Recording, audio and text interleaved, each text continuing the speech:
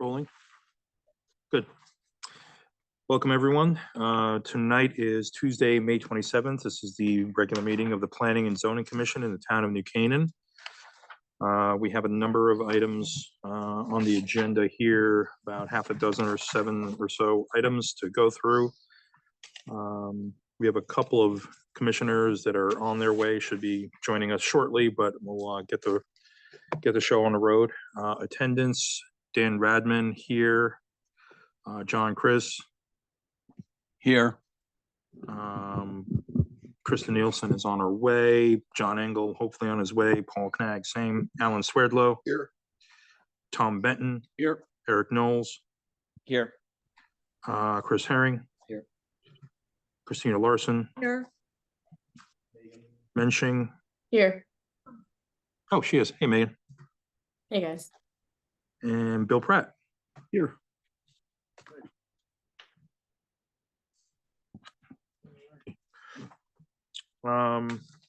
First item on the agenda. This is our regular meeting items. Number 1 is 39, 49, and 51 Locust Avenue. Pre-application discussion for the potential adaptive reuse of existing office buildings to be converted to a hotel with mixed commercial use component located in the Business C zone. Welcome, everyone. Please state your name and your affiliation with the project and dive right in. Let us know about the project. Thank you very much. My name is Elliot Sidorides. I'm president of Windward Development. Here on behalf of Two Corners LLC, the contract purchaser of 4951 and 39 Locust. Let's introduce ourselves too. My name is John Sidorides. I'm an in-house architect with Windward Development. Andrew Sidorides, in charge of commercial and development and construction management, Windward Development. So we're here tonight to present our pre-application proposal for your consideration. As you've been introduced to my sons, John and Andrew, I'll go right into the application. This is a mixed-use project that we're presenting. And to get you familiar with the site, we're looking at the northeast corner or the northeast section of the town.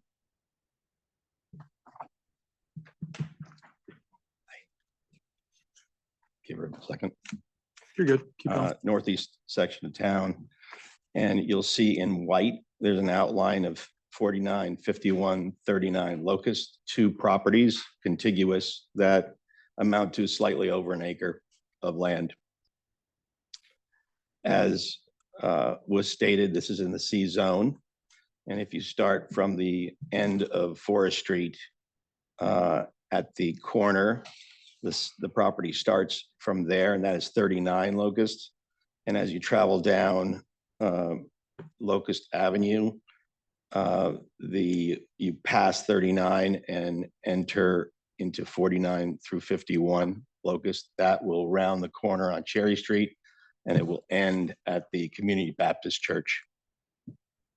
Site itself, we consider as a gateway project because of its entrance from 123. It also will have a landmark identifier in our proposal, which we'll get into. But the grade drops roughly 20 feet from Forest to Cherry Street. As another project that we did 25 years ago, developed 25 years ago, it's 156 Cherry Street, highlighted in yellow. That starts from Cherry Street and East Avenue and ends up at the property line of the Baptist Church.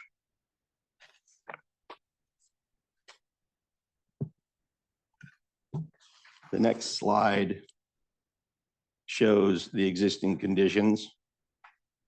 A couple of existing surveys from RKW Land Surveyors. It shows the Cherry Street streetscape as you see it now. The bottom 2 pictures that are items number 1 in red show a frontal face of a cantilevered parking facade that goes up at the highest level, 14 feet, 12 to 14 feet. And then as the grade rises to Locust, it drops, or the height drops to about 4 feet.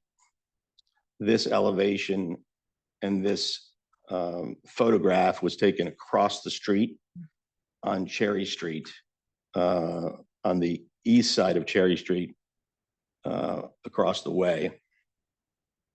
Shows the existing condition of that deck and its kind of floating facade, if you will.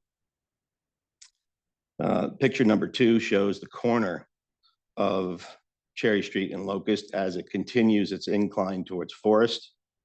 And this view is really the entrance gateway view that we're trying to exploit in our redesign, redevelopment.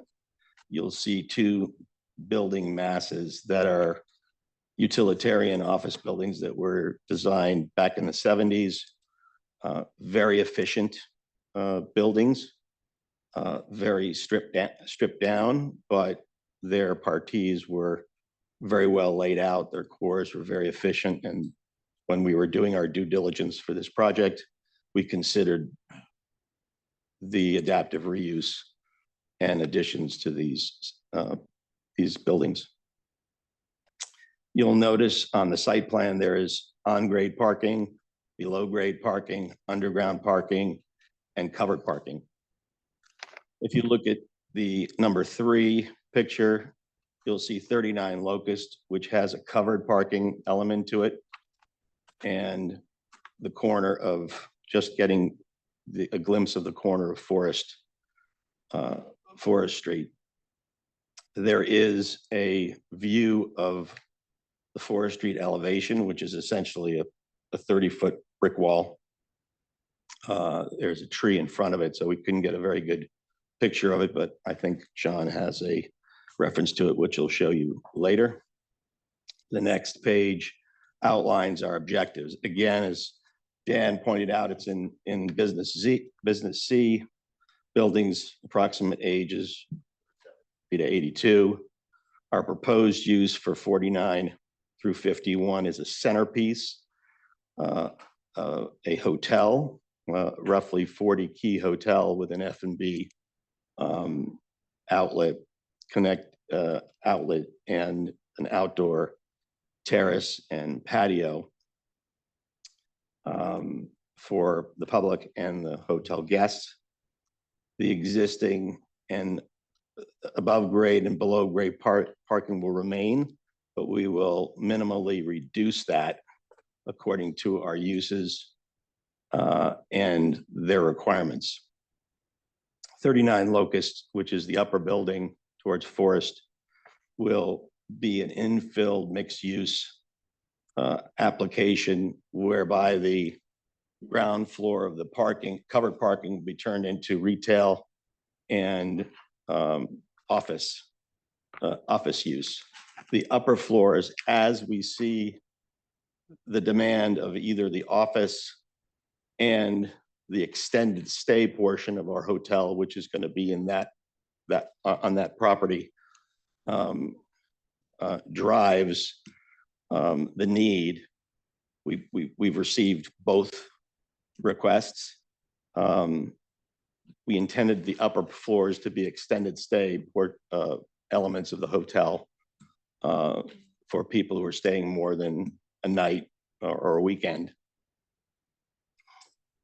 Of course, the objectives for us as developers, as we did 25 years ago, centers around the preservation of light, parking, adequate parking that we supply rather than paying for.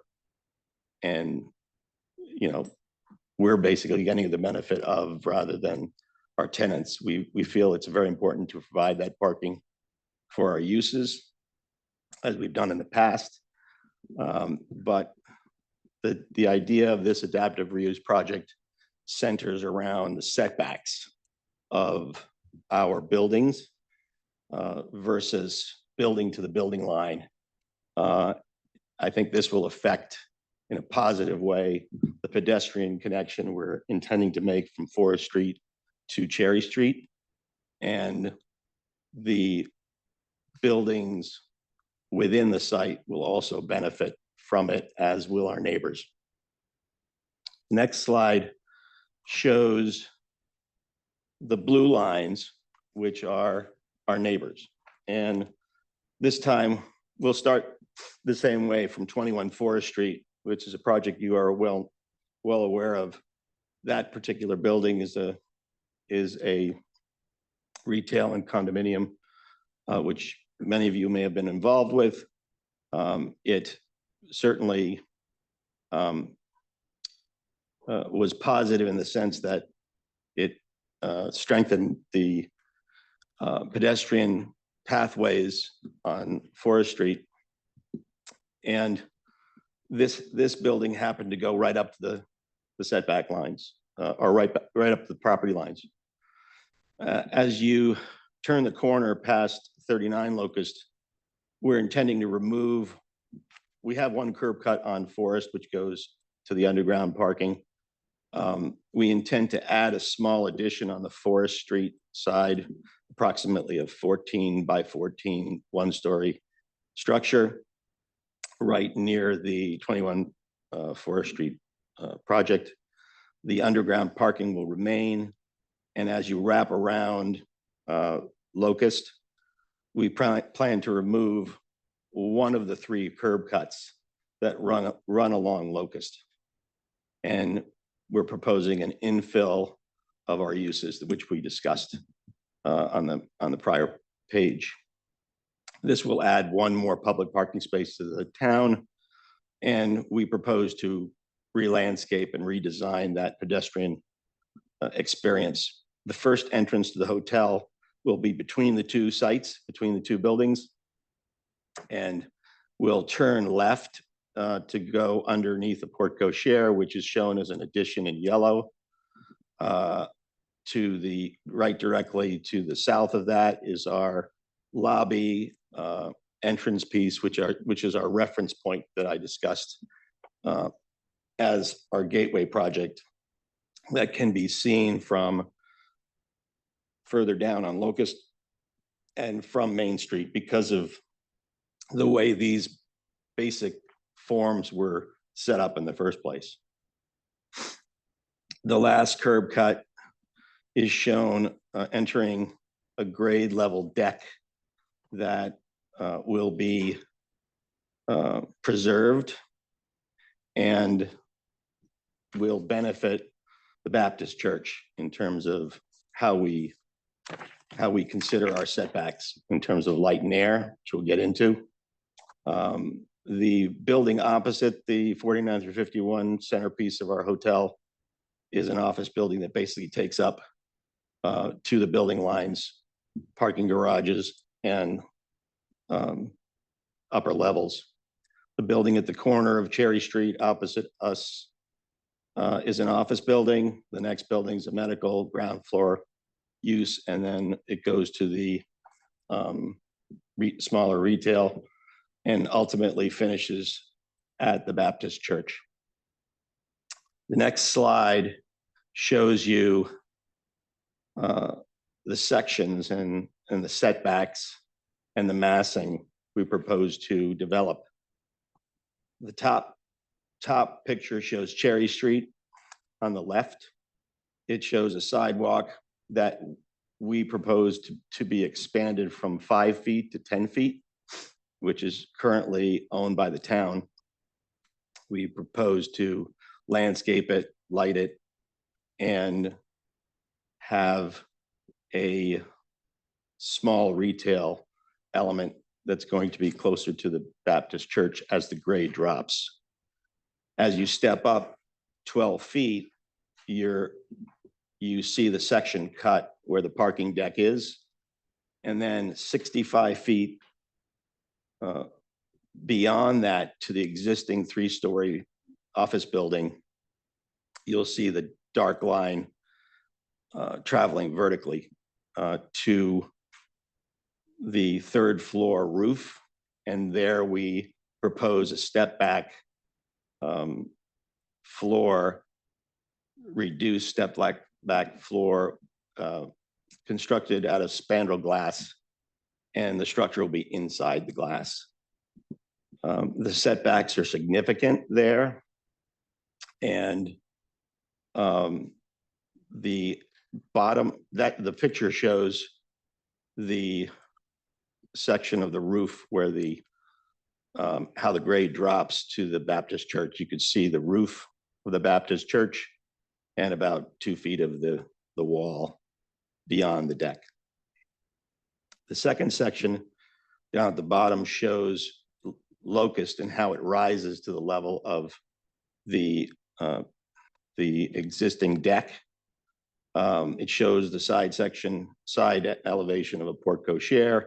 It shows our 25 by 25 foot addition where the lobby and elevators and ADA necessary items have to be. It also shows our landmark, which we feel is important to this site because of its reference as a gateway. It also shows the existing 3-story office block and the step back 4th floor.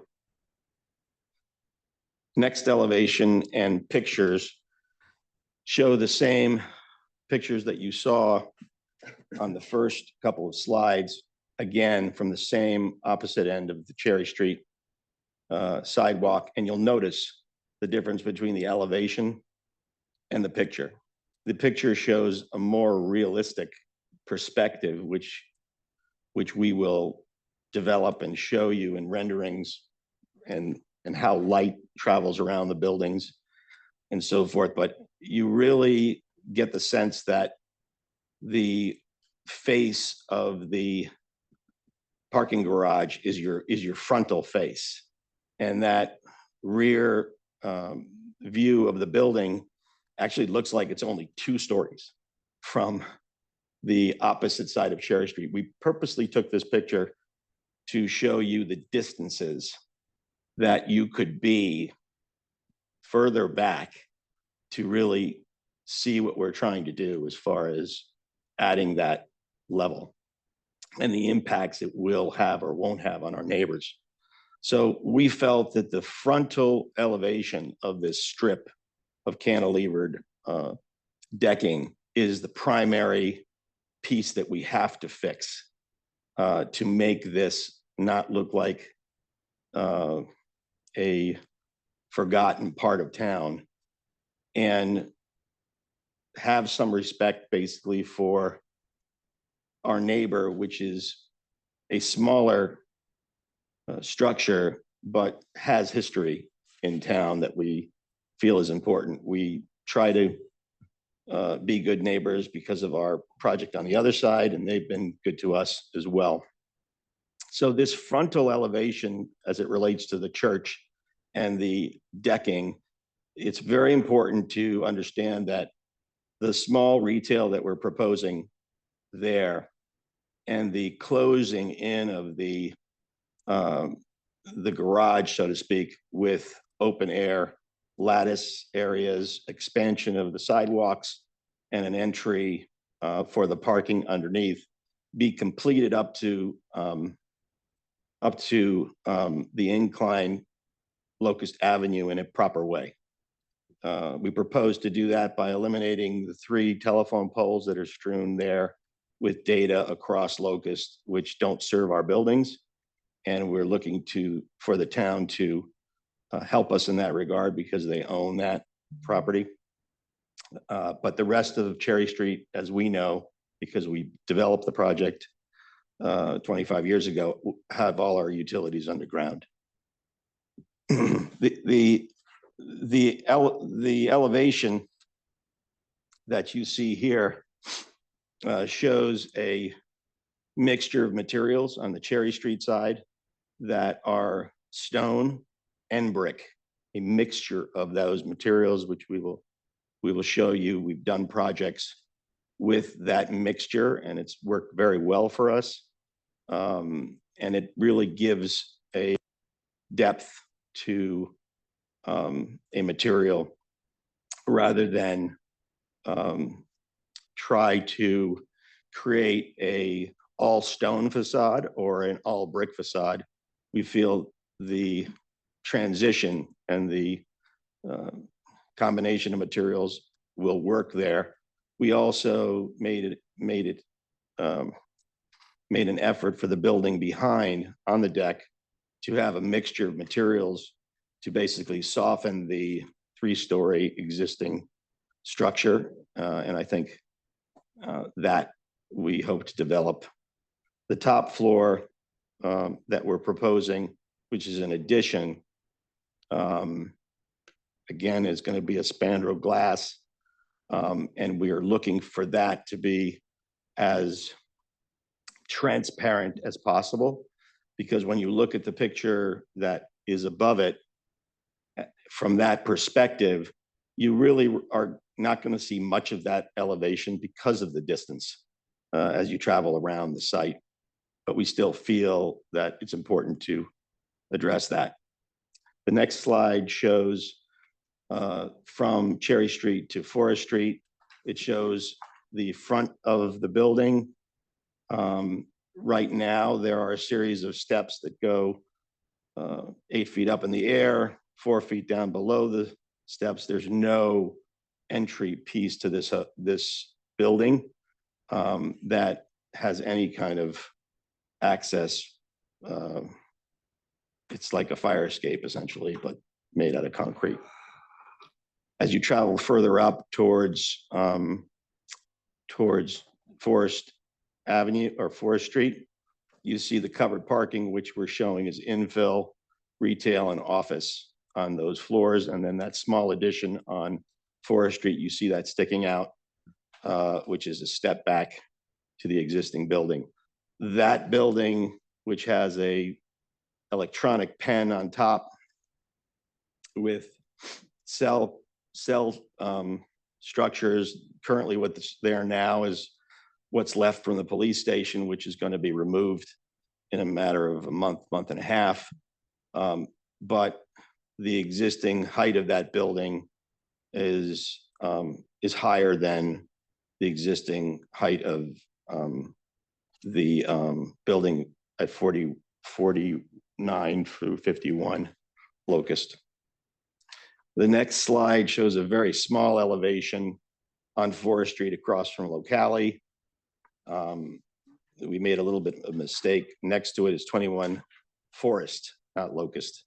Our corner building is addressed as 39 Locust, but the slide to the right basically shows you the reference and what those buildings look like now. Last slide shows you our site development of 25 years ago, hoping that that you recognize the value of how we developed that site. Rather than one building, we developed 3 buildings. We retained as much parking as possible. Our elevations and facades are not discernible from front, side, or rear. They all, in our opinion, should be given the proper attention so that the tenants inside the site benefit. I'm going to turn it over now to John to give you a brief history that we've looked into for our centerpiece, which is the hotel. Good evening. Thank you again.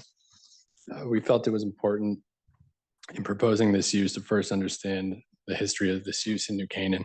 And we have Nancy Geary at the New Canaan Historical Society to thank for that, for the information I'm presenting to you tonight. I'll be reviewing 4 hotels from New Canaan's history that are no longer in existence. From what I gathered in my preliminary research, these hotels were closed due to a lack of upkeep and subsequent building inefficiency. But we will start with the Birdsall House, which is the image on the upper left-hand side. And on the map, you can see that it was located where the current Morse Court parking lot is. It was opened in 1814 and closed in 1917 and was 4 stories tall, with their ballroom being located on the top floor. There were approximately 30 rooms, and It was obviously an in-town hotel. Guests would spend more and more time each summer during what they used to refer to as the heated term. And eventually guests would look to purchase property in New Canaan. Business people would spend weekends at the hotel while their families stayed all summer. And the amenities in this hotel included a ballroom, a bar, billiards, coffee shop, restaurant, stables, and an outdoor public space. The next hotel is the Melba Inn, which is the image on the lower left. And that was located where the current St. A's parking lot is, in the orange square here on the map.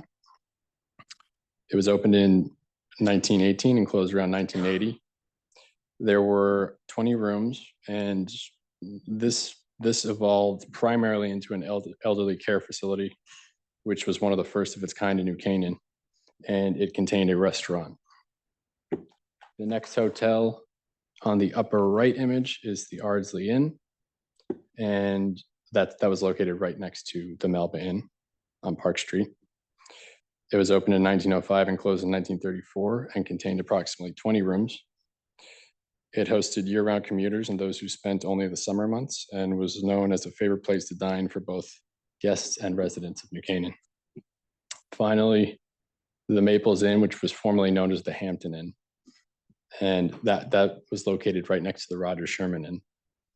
Opened in 1908 and closed around 2005. There were 39 rooms, and it was technically out of town, although they advertised by saying that it was a 12-minute walk to the train station. Amenities included public lounges, restaurant, outdoor public spaces, garage, kitchen garden, tennis court, riding and driving excursions. Now, these hotels all had separate timelines, but from what we gathered, there were as many as 79 rooms available between 1918 and 1934 that are no longer in existence, 40 of which were directly in town. And then post-World War II to about 1980, there were approximately 40 rooms that are no longer in existence. So I'll now turn this over to Andrew to conclude the presentation. Good evening again. I just wanted to touch on the summary of what we're requesting as part of the proposal that Elliot had laid out and John just touched on. The first of which is a text change for business zone C to allow for the use of a hotel. Interestingly, hotel is actually a defined term in the regs as it is existing, and it's defined as 6+ rooms. It's not referenced in any specific zone, but nonetheless, it is defined. So, at some point, that had a reference, probably given the history that John highlighted. And this would be needed for both buildings as we've outlined, the primary hotel, and then whatever element of extended stay rooms we would seek to do on the upper floors of 39 Locust. The second text change for business zone C would be to allow height of above 30 feet or up to 4 stories if set back from the building line for the 4th story, as Elliot touched on for the addition. We actually, in our research, we thought that there's a pretty sensible and effective framework that I believe was done as part of the 2012 development for 21 Forest Street, to my knowledge. And it outlines a number of characteristics that should be achieved as found by the commission to provide benefits to the town and design solutions to what the sites have. So that would be needed for 49 to 51 Locust specifically, and not 39 Locust, given that we're not seeking to build anything out or upwards on that building. And those are the 2 zoning requests. And now we would welcome any questions, feedback, and anything that you all can think of. And we appreciate it. Thank you. Commissioners, any questions? Questions by me, Mr. Chairman. One thing that tends to be sensitive on the part of the people in town is what can you see from where? Issues of loom, sort of a building sort of dominates the skyline and such. And so a sense of visuals of the as-built structure from various prominent places in town would probably be of interest to many people. So that is something I'll perhaps put on the to-do list. Also, a question review of my ignorance. I'm not sure exactly how much parking you would need. If you're a hotel, you're a 24/7 operation. And so it tends to be more heavily staffed than an office building. At least it tends to be. Also, if you have food and beverage, which I assume is going to be 3 meals and perhaps late night dining, again, more staff, both front and back, front of the house and back of the house. So I'm not sure how that would work out, frankly, as far as your needs and where to put people. Also, the hotel itself, what are you planning to flag this? No, yeah, we're not planning to flag it, and I think that's there are a few different reasons why. Primarily, we don't see this as a location where your points traveler will be using it Monday to Thursday, and it's heavy for a consultant use or something of the like, where it really pays dividends to have a flag associated with it. And we also don't think that, frankly, it's the right thing for this town. It's a small town. I think we all know as residents and or constituents of the town, we understand what the character is, and we feel that having a flagged hotel does not accomplish anything incrementally above an independent hotel from our perspective. Are you looking at a boutique type of hotel? Yes, boutique independent. When I think of sort of similar towns, one thing that first comes to mind would be Litchfield with the town green. You may have not known what they did with the Abner, which is the new hotel there. It's in the old courthouse, historic building, clearly higher end hotel, which much was preserved and some added on to, but that's the first thing that comes to mind as far as it's a different type of structure. It's a historic building, which this is not. But I also thinking about extended stay. I mean, my understanding with the extended stay is that you have little turnover. It's usually people who are consultants or working and they're there for a week or 2 or maybe 3. Tends to have a living room, often a small kitchen and so on. I'm not sure whether this is what you're looking for or simply a bigger room for someone who's visiting grandma for a week. So what are you thinking of? Let me answer your questions in the order that you presented, if you're finished. Oh, please, I'm done for the moment. Thank you, sir. So the first visual comments, we absolutely, in our presentations and our future presentations, will be looking at these sight lines. They're critical from every aspect of the streets, the sidewalks, the proximity of our sidewalk versus the immediate face, the opposite sides of the roads, distances back and close-up distances, so that one could really experience the pedestrian walk from Cherry Street, from our buildings, our existing buildings, past the church, alongside that structure, alongside the new redone structure and small retail and expanded sidewalk. Those views are important down the street.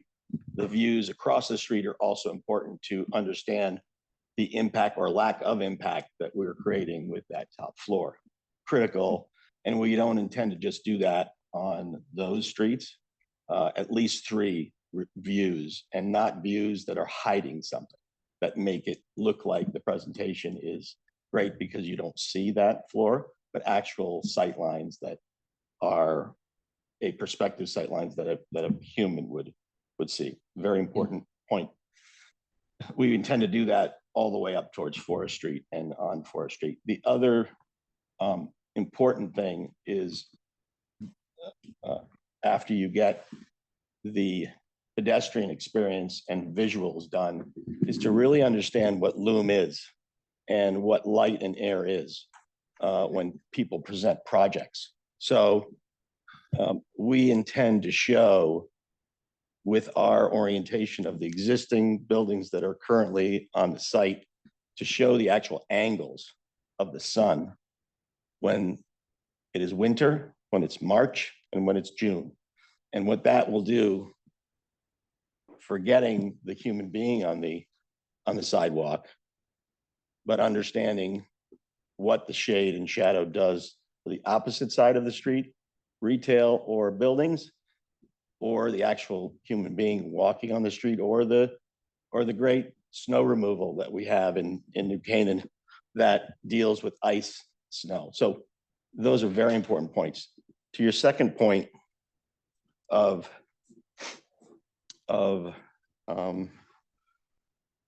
talking about was it the Flag Hotel? Extended stay. So because we own property in town and have owned it for many, many years and have maintained it, we have kind of a laboratory of what people want, business people, and we have a various menu of diverse businesses in our complexes. And we listen to them. That's how we get our data. So we imagine the extended stay for people who are visiting their families, elderly family at Waveney, for instance, who will stay for a week or two. We have clients who have left town, and their kids have actually settled in town, who will come back, and they may not necessarily want to stay with their families, but want to have a place of their own where other family members can visit for a month or so because they're not residents of the town. We see business owners here who are taking a little bit of the different model of commercial occupancy because they have high-level remote people who work at their companies who may come into town for a week or 2 weeks. So we see it really as a hotel that is not that large, but the extended stay portion of it can be useful for those businesses and families. If we had more space, we would make more of those extended stay units. Those extended stay units, as we plan them now, which we will show you in our proposals, range from 2 bedrooms with a kitchen and a living room that could be used as live, work, or just living there for extended stays. Or there are flex rooms that we have that can be combined so that an empty nester or a couple can live in one unit and the other unit can be opened up and expanded, to a more expanded living situation. That extended stay will be out of the hotel, but will be managed by the hotel. It won't be staffed as greatly as the hotel because it will act as kind of an independent unit. To your third question, which I think I got out of order, is the parking, which is critical to us. We kind of pride ourselves in not having an artificial crutch, if you will, for parking because it's necessary. You can't, it's artificial in many people's minds, but it's real in most people's minds. We have parking that is coveted in our parking lots that, this is where everyone says, go park there, there's space. So we have done the calculations of each use, and I'll give you kind of a brief summary. We have 115 spaces in this complex. And the requirements for a hotel is usually 1 per room. So 40 of those rooms minimum have to be for the hotel as a standard. For the restaurant in the hotel, we look at it as not a in-house amenity for the hotel. We look at it as a public place where people from New Canaan can come or the hotel guests can come. We look at that right now as a breakfast time and a bar and a evening time. We want the businesses around us to be supported by this hotel. We want the neighborhoods around us to be supported by them. So we're not looking to duplicate in a huge way a lot of uses. We want to have the uses live with the other retail areas in town. But if you look at the restaurant requirement for parking, I believe it's 1 per 100 square feet in this town, 1 space per 100 square feet. So the 40 spaces that we're talking about for the initial hotel is separate from the requirement of, let's call it a 1,700 square foot restaurant inside, and then we'll have tables for the summer outside. That 1,700 has to be under the requirement of 1 per 100 is what we go by. The commercial office space, which we are slating for the 39, would have a use, I believe, of 1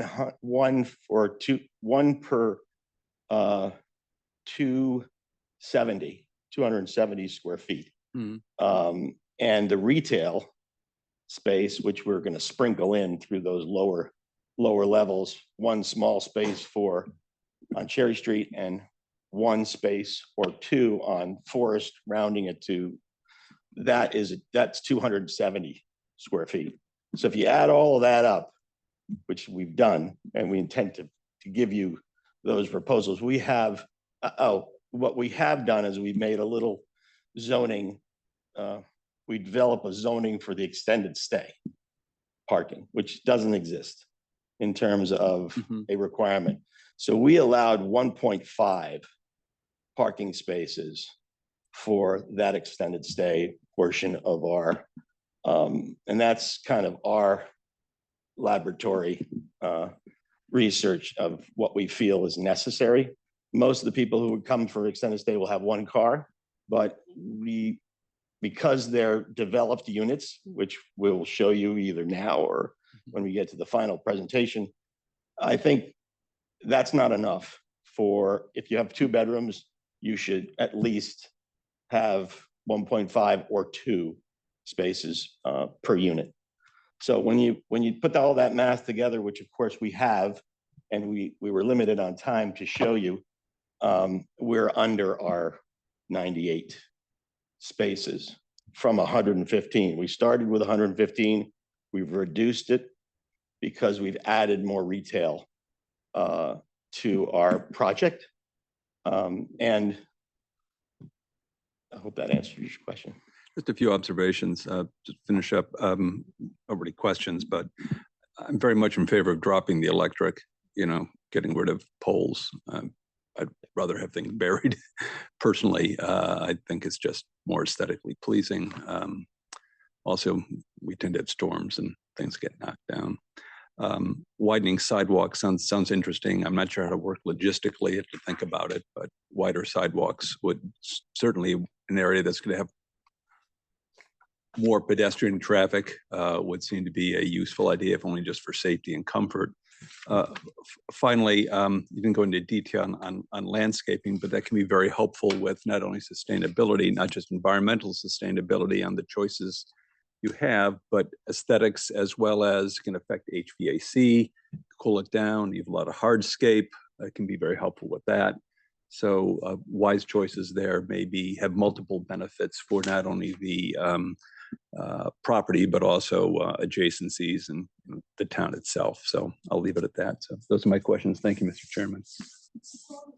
Really quick, just because I know we had about a half an hour budgeted for this, and we're at 7:45. So I think, those, specific detailed items will be presented in the full proposal. And I think the hope of this was to provide the applicant with, some sort of temperature from the commission on how they feel about the text changes, because this project is not viable if the commission's not comfortable with the addition or with the, hotel usage added. So, as you have other questions and comments, just, try to keep that in mind as well.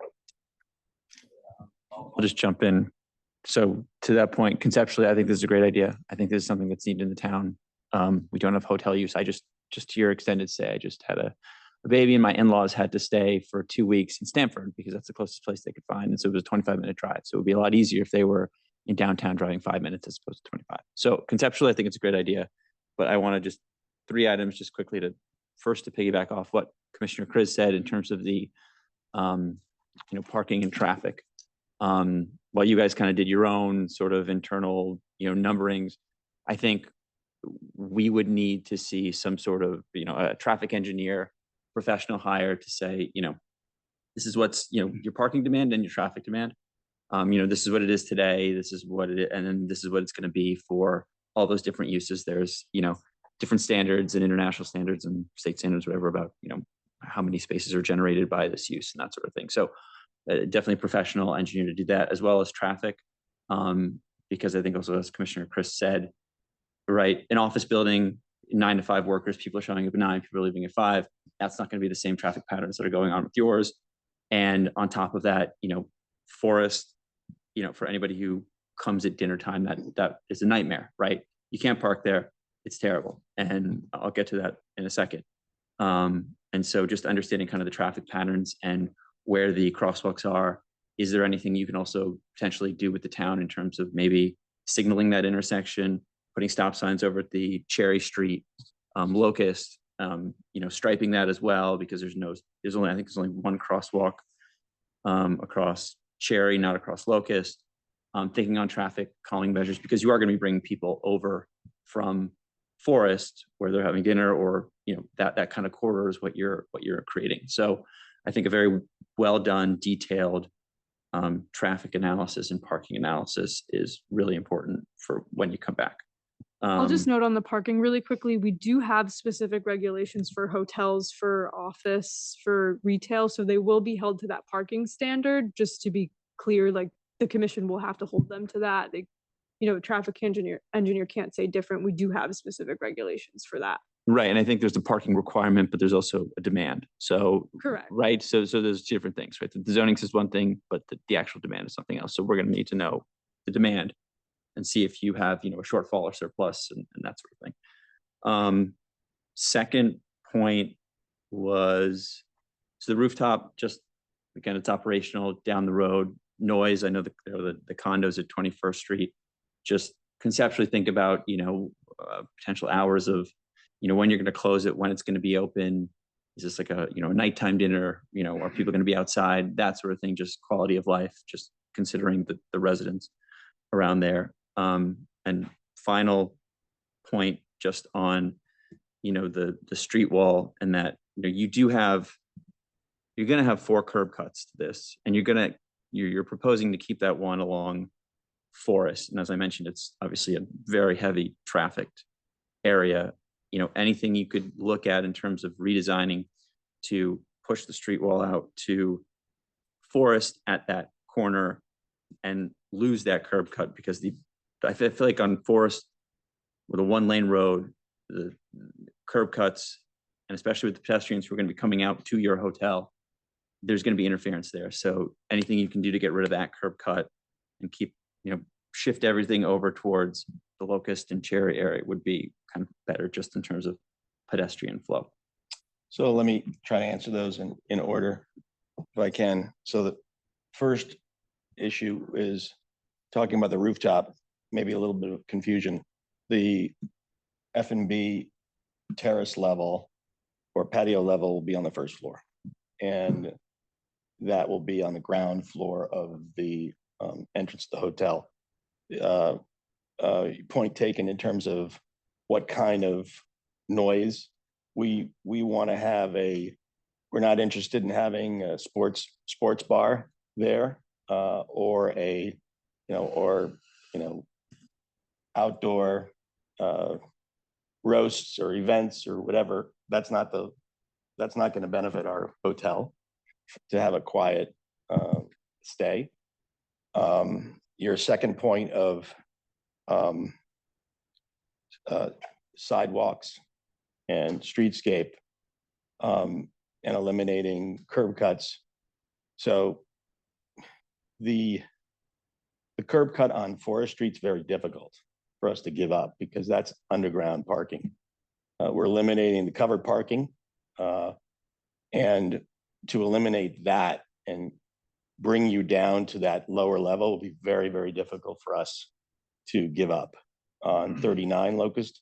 But we certainly will look to, there's a bunch of odd planters in front and large overgrown trees which hide a wall, literally a very tall wall.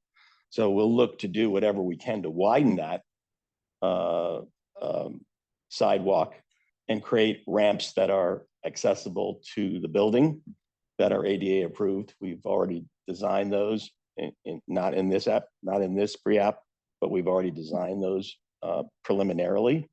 And we're just making sure all of our pitches and so forth are correct from the sidewalk to these entrances. As far as the what other Traffic questions study. you did? The traffic study, for us, it's just, that's a basic.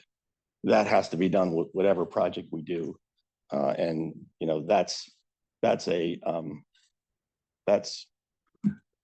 before we even come back here. Yeah, I just want to see just a very thorough one because of the major change in use and what is there now. That I think is a critical component Yeah. because of the activity and the traffic Yeah, that's I there. totally agree with that. And again, we're not shying away from parking, as you know, there are mechanisms to do that in zoning. We don't feel that that's going to benefit our project. So we're trying to accommodate those and maybe have a couple of extra based on the uses that we're proposing. I'll also just really quickly, Eric, for that underground parking off of Forestry or that entrance that you're concerned, I appreciate the comment because we've driven down there constantly and it is a bit of a mess sometimes. In the event that that were to stay, we're envisioning that that's, you know, strictly for the extended stay guests. So we don't envision that someone's going to be checking out of the hotel your traditional 10, 11 o'clock and someone's checking in at 3 o'clock on a daily basis. So, you know, because of that, we're not envisioning that being as active as a section as the Portco share and people dropping off their bags, you know, on a consistent basis. So I think there's a bit of a distinction there. And obviously, you know, we intend to work with you all, but just to note, you know, that's a bit different than what we consider the primary hotel park. That's going to be a bit more active. So The hotel part, which will be more active, the idea there is to basically drop your car off under the Portco share, and that car will be taken to the underground portion on Cherry Street. And so the idea is to keep that ground level lot on both properties fairly uncongested. And that's the idea. So we have to really put methods of control on the Cherry Street unattended lot and the Forest Street. We're not going to have a lot of staff there. So we really want to control those because we know the traffic on Forest Street. It's a great pedestrian, pleasant, quaint, until you get in a car and drive down there. So we understand that.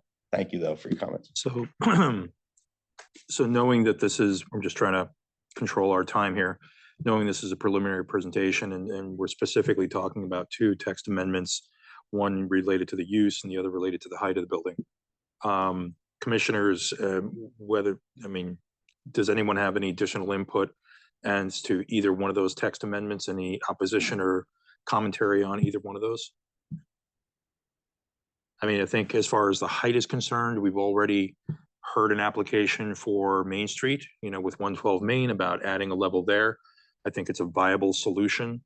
And given what the applicant's proposing in terms of a setback and differentiation and the architecture and the materiality of the upper level will help to mitigate the loom and the scale of the building, which is important. But the renderings will show that, right? We'll have multiple renderings from multiple views so we can have a real understanding of what that will look like. Just my own 2 cents, you show 5 foot setback on some of the parapet setback. Might not be enough to make it substantial enough to be noticeable that it's stepped back. So if that could be a larger step back, it might be worth it. But I know you have floor plan We'd constraints. like to prove that to you.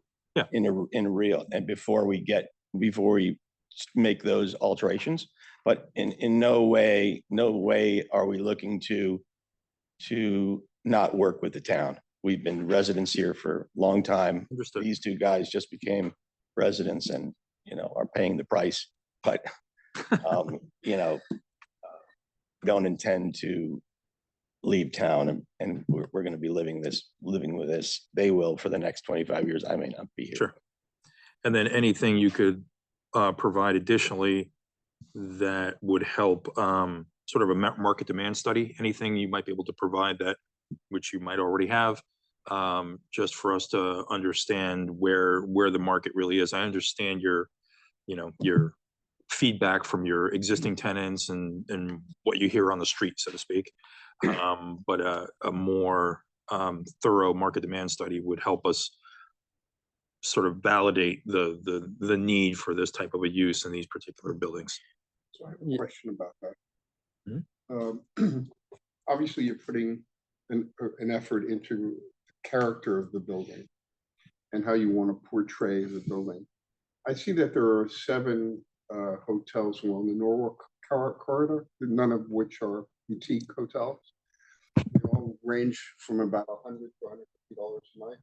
So just to get a better sense of what your rooms are going to bring in, what do you see the price point per night at your rooms in terms of a general up and down number? So we've done many studies on this and we've looked at many hotels. Most of the hotels you're referring to are not necessarily fitting the character of what we're looking for. If you take a couple of hotels, for instance, in Westport and in Greenwich, those are the boutique hotels that we're after. But those are, yeah, so there are there's one group that I think based on not only their expansion, but I think they've proven this business model out quite well is the Delamar, which some of you folks might be familiar with. It's a group out of Greenwich. They started with the Greenwich Delamar. They have Southport Hotel, which actually was they revitalized an existing building into a hotel. They're also building one in Westport right now, which is opening this year, all under the same independent operator. I only highlight that group because I think they've done a nice job of trying to fit this independent boutique hotel into sensitive, smaller towns, along the southern part of Connecticut. And, they actually have extended stay components as part of their hotels as well for residents, like we talked about, guests of residents, business, so on and so forth. But they are one group that has done it pretty effectively, in our opinion. There obviously aren't, Southern Connecticut is not littered with a lot of independent hotels. There are a lot of larger hotels in Stamford that are flagged hotels. Doesn't mean that, especially based on our feasibility studies, to Dan's point, we're working with prospective operators on the feasibility side of it. I've come from a hospitality background in New York, and I've worked on some hotel developments, and we've run star reports based on our competitive sets, which include independent hotels in Greenwich, like the Delamar in Southport, in Westport, and we've been very encouraged by the occupancies and the rates that they're running. So what are those rates? Yeah, right now they're based on our comps that they can be anywhere from the low to mid 200s during the week, and then on more peak demand, depending on the month, it's not as high in January, February, but as you kind of get into the spring, summer months and into the fall, on a weekend, it could be as high into the $300-400. It just all depends on the compression of demand in those periods. But we don't, if the demand warrants it, obviously the operator, whoever we eventually partner with, will dictate that to an extent. But we don't want, our intention is not to charge $1,000 a night. I don't think that's, we don't, yeah, those exist. So there are establishments that get that, but it's not our intention to underwrite to that because we don't want to create a price gouging scenario. We don't need to do it as part of underwriting, and that's not our goal. So, it'll range. The short answers will range kind of day of the week, month, time of the year, but we feel that it could be anywhere in the 200s during the week, and it could be into the 300 some odd dollar range on the weekends, which is consistent with a lot of competitors in the market. The analysis will prove all Yes. that out. Yeah, we have that. The mixed use component to our project is important, not only to the fabric of the town. The hotel is a centerpiece. It is a it is a piece that we feel is important to the businesses of the town. But all of those things put together make the economics of the hotel, we keep that lid on a reasonable rate. This is Commissioner Chris, I hear you on the hotel demand. I mean, I personally know people who stay at the Delamar. They're in the area for a week or two. There are worse places in the world to get stuck, but you're kind of stuck there unless you want to walk under the bridge and walk up Greenwich Avenue, which is a bit of a hike. Not the nicest thing. It's In not New a Canaan, shabby- It's not a shabby place. not at all, but it's a bit slightly isolated. In downtown New Canaan, it's extremely walkable. Lots of opportunities for entertainment. We have a wonderful new playhouse and so forth. So I get that. But in direct response to your question, Mr. Chairman, I mean, there's nothing in these proposed text amendments that say, boy, that's a really bad idea. It's, you know, I want to hear the details, the issues of height and shadow throw and loom and setback and how it puts together. I don't know what the answers are, but they're going to be important to me anyway. And so I welcome more information to make a more informed decision. But my initial reaction is not, well, this is a non-starter. I'm not getting that feel at all. Agreed. Commissioners, any other comments? Just two suggestions for the upcoming proposal. So first of all, really interested in the way you improve the streetscape and sort of bridge the streetscape from Forest all the way around to your other development. Really encouraging there. I've been to the Southport Delamar, and it is very integrated into Southport, which is a much smaller neighborhood than the Greenwich one, I think, and much more, I think, akin to this one. One thing that I think has been helpful when we look at places like the View is if you were to go over to Brushy Ridge and sort of shoot a line from over there and kind of see where it hits from a height perspective vis-a-vis God's Acre, and understand, because I think you're still below God's Acre. And then I know you have somewhat of a lighthouse as a beacon. I'm assuming you're not going to have 1,000 lumen. So if you could just highlight your lighting in the presentation, just highlight more a subtle lighting approach that could help the neighbors be comfortable with We're that. all about subtlety. I know I appreciate your other designs, and so those are just two highlights. It's just shooting across from Brushy Ridge, kind of like a bird's eye effect, and then a pretty detailed lighting approach. Point well taken. Commissioners, anything further? Do you think you've got enough to go on? We have a lot to go on. Well, and we were thankful for the comments because they're very much to the point. This is an informed bunch, and we are happy that you're here. Great. Well, we look forward to the formal presentation. John has a. Oh, sorry, John. Mentioned, and it's not really a question, but the I don't know what you call it, the fence on the roof that goes around and blocks the mechanical equipment. I don't know if there's any options, but it always seems like it's an afterthought. It's never really addressed in the designs. So I'm just hoping that when you come back, you'll talk to us about what the options are with respect to coloring them, painting them, making it seem less obvious. For building 39. Building 39. I'm looking at it. I'm trying to determine from your drawing My and from drawing is existing much- whether it even changes. No, my drawing is a cleaned up version of what is there now in terms of antennas, partly because of the police antennas that have to be there until the building gets up and running, which won't be till July. But we're also now the landlords of cell companies. And they know who we are, and we intend to be very friendly but firm in terms of what we expect in terms of the quality of our architecture.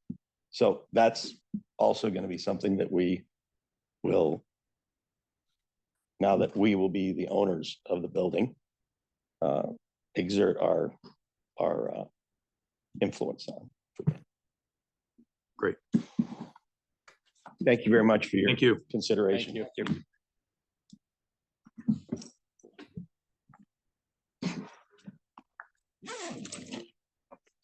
Just a note of formality. Krista Nielsen is here for the meeting tonight. arrived at 7:05, and then John Engel also at 7:06 arrived for the meeting. Paul Knag is absent tonight. Next application we're hearing tonight, number 2 on the agenda, Burtis and Cherry, administrative approval of a modification to the special permit and site plan approval dated November 9th, 2022, pursuant to section 4.3.d.1, 6.1, 6.12, and 7.6 to make minor alterations to the facades of select buildings and alter the size of certain units in the Business A zone at 11 Burtis Avenue. Who do we have for this presentation? On Zoom. On Zoom. Hi, everybody. All right. Hi there. Can you hear us? We can. Please state your name and your affiliation with the project. Sure. I'm Philip Palmgren. I'm the developer for Ventana, as well as the architect for Replace Urban Studio. I'm Russell Krause. I work for Ventana, the development group. I'm Eric Gott from Replace Urban Studio. Great. Lead us through what you're proposing here. Just make sure everyone's got the Burtis and Cherry. This is the same package that was submitted last month, correct, Sarah? Correct. Are you all able to share your screen with the presentation that was sent to me? Yes, it looks like it. Second.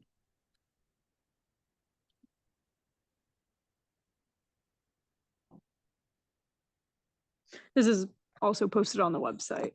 Great. Can you guys see it? Yes. We can. I know it's been a while since we've been in front of you, about 3 years now. So it's nice to be back. We've been working away. I don't know if you've seen the site lately. We've obviously started digging and we're putting foundations in. I think, you know, it's worth a little bit of time for us to just take you back through sort of where we are on the project, and then also to highlight some of the changes. You can see here on the left is the original proposal. It's the 2 multifamily buildings and the 4 townhomes, single family, 2 single families, and then 2 townhomes with 2 duplexes. I think the main thing that we're looking to change are some minor modifications to the roof structure to deal with some of the interior layouts of the project.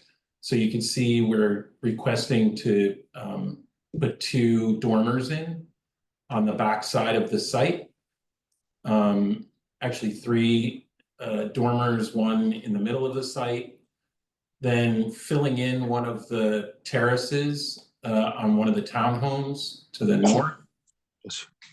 And then adding a terrace along the Main Street side of the project, and then removing on the left side along Cherry Street the elevator core that was there. And then the big change, which is why we're here mainly, is the change to townhouse. It was 1 at the time. We call it Townhouse C now, so I apologize if I call it Townhouse C, but we've reduced the scale of that particular townhome. So we're here to basically show you what that reduction entails, and then obviously to take you through some of the changes, take you through these changes and what it may mean to the exterior elevation. So here you can see on the left is the previous approved set of drawings, and this you can see with regards to Burtis, all of the materials. The material palette hasn't changed. The one change that'll result from the change to the terracing is up on the upper right-hand corner, and you'll have a glass railing up there as part of that change. So that's what we're requesting along Burtis Avenue. Then along Cherry Street, the Cherry Street facade, and this is where you'll begin to see the change. I'm gonna start with the one in the middle, which is the Townhouse C change, where you can see that previously it was a 4-story structure in the middle, and we've reduced it to 3 stories. The reason being with the cantilever and the complexity of the construction, in order for it to be a viable project, we've actually reduced the scale of it. And so, It's worth mentioning it's sort of behind. right, It's this one here. that's right.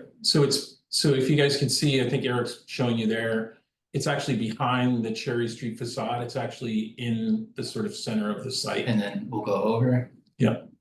And you can see it shorter here. Yeah. And then I think some of the other changes that you see bubbled are changes to the windows on the various townhouses. And this has to do with sort of us working further through the interiors.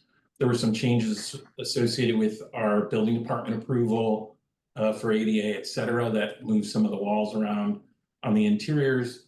And so you can see some of the window changes that resulted.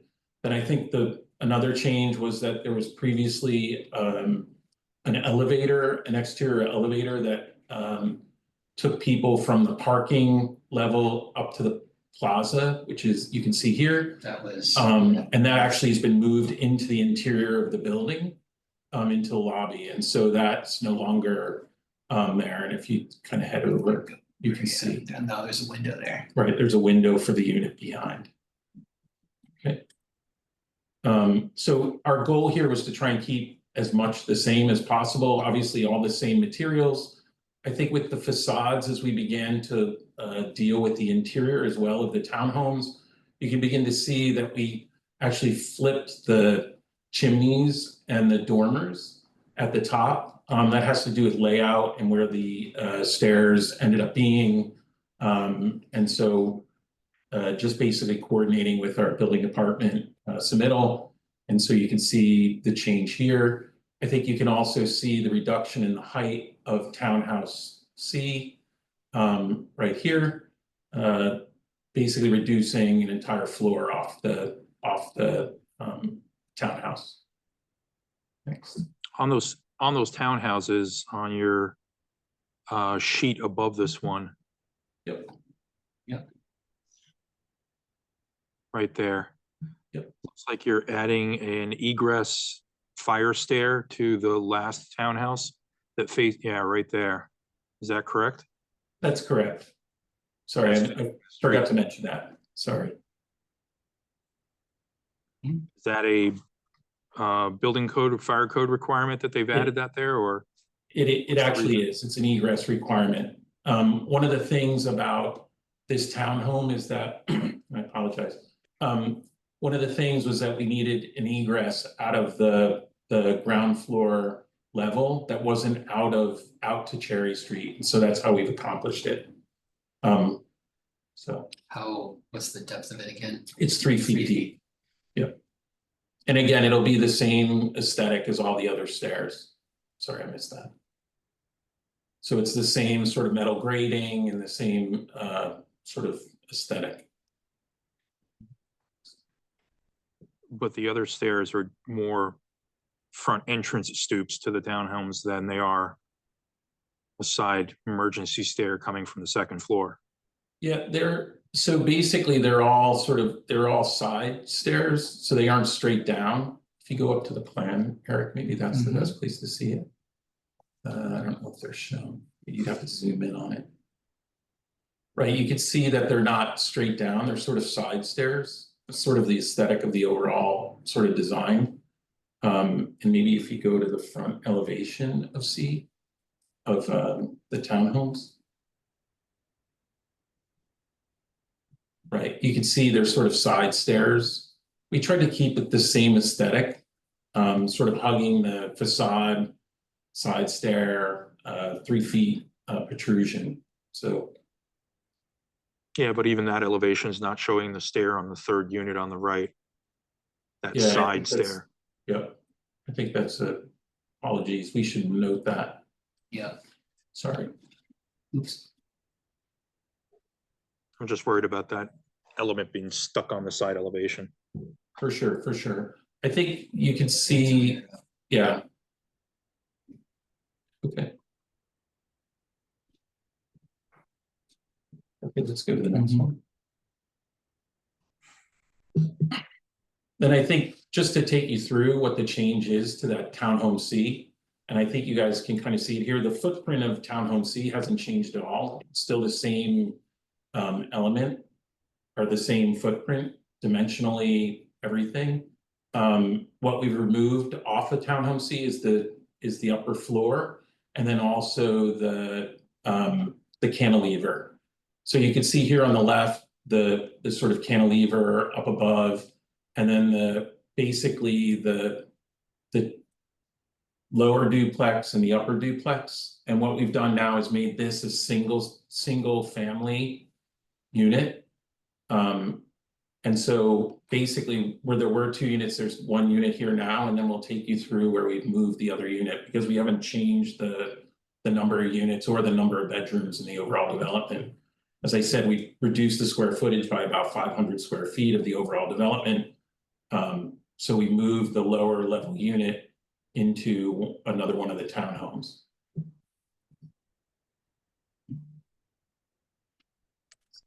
So this is Townhome C on the left, and you can see the cantilever here that was removed. And basically removing an entire floor of that townhome as well. And so basically trying to keep the same aesthetic of the other townhomes, the soldier coursing, the same side stair, all the same materials, the Roman brick on the exterior, the standing seam metal roof. As I said, and as Eric pointed out, it's sort of back in the site. I don't know, Eric, if you want to kind of show on the site plan over here. Right. So you can see that it's kind of tucked in the back of the site here. And so we've basically reduced the scale of that townhome.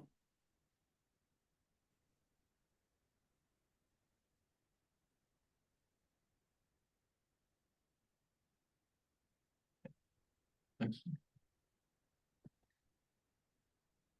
So the unit that was moved in Townhome C was moved over to Townhome E, which originally was Townhome 3. I know it's confusing. We apologize for the numbering, but we probably have 10 numbering conventions going on as we're dealing with real estate agencies, co-op documents, and construction documents. So I think what we proposed here is to move the lower level affordable unit out of Townhome C and to actually put it onto Townhome E, which, Eric, I don't know if you can go to the site plan and we can show them where. Probably back here, right? Right, so go to the middle townhome. And so this guy. Right, that middle townhome used to be a single family townhome, and we're turning that into a 2-family townhome. The affordable unit will be on the ground floor. It'll actually be accessed from the Cherry Street side. The stairs, Dan, that you brought up earlier will be their front door into their unit. And the other unit in the townhome will be a duplex above, elevator access from below. And so that's sort of how we've dealt with that particular unit. So go back.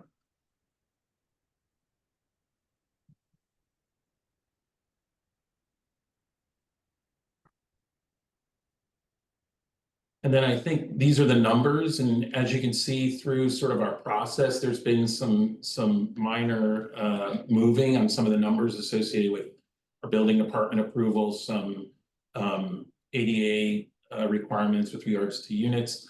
I think one of the things we've tried to stay consistent on the number of bedrooms, the overall development, as I said, reduced by about 500 square feet, and the minor tweaks to moving some units around. Some gains with filling in the upper terrace on Townhome D, increase some of the square footage, try to gain some of it back. But basically, I think Townhome C previously was the tallest townhome on the site. And so by reducing the height of it, we've actually reduced the height of the overall development by reducing the top floor, and basically trying to take out some of the inefficiencies of a 500 square foot floor plate with an elevator and 2 stairs running up through it, to the benefit, we think, of the overall development.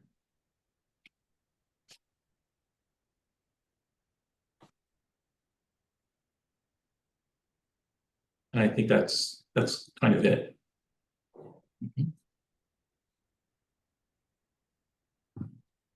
Commissioners?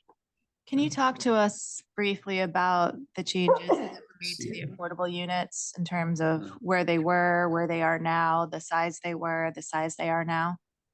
I'm sorry, say that again?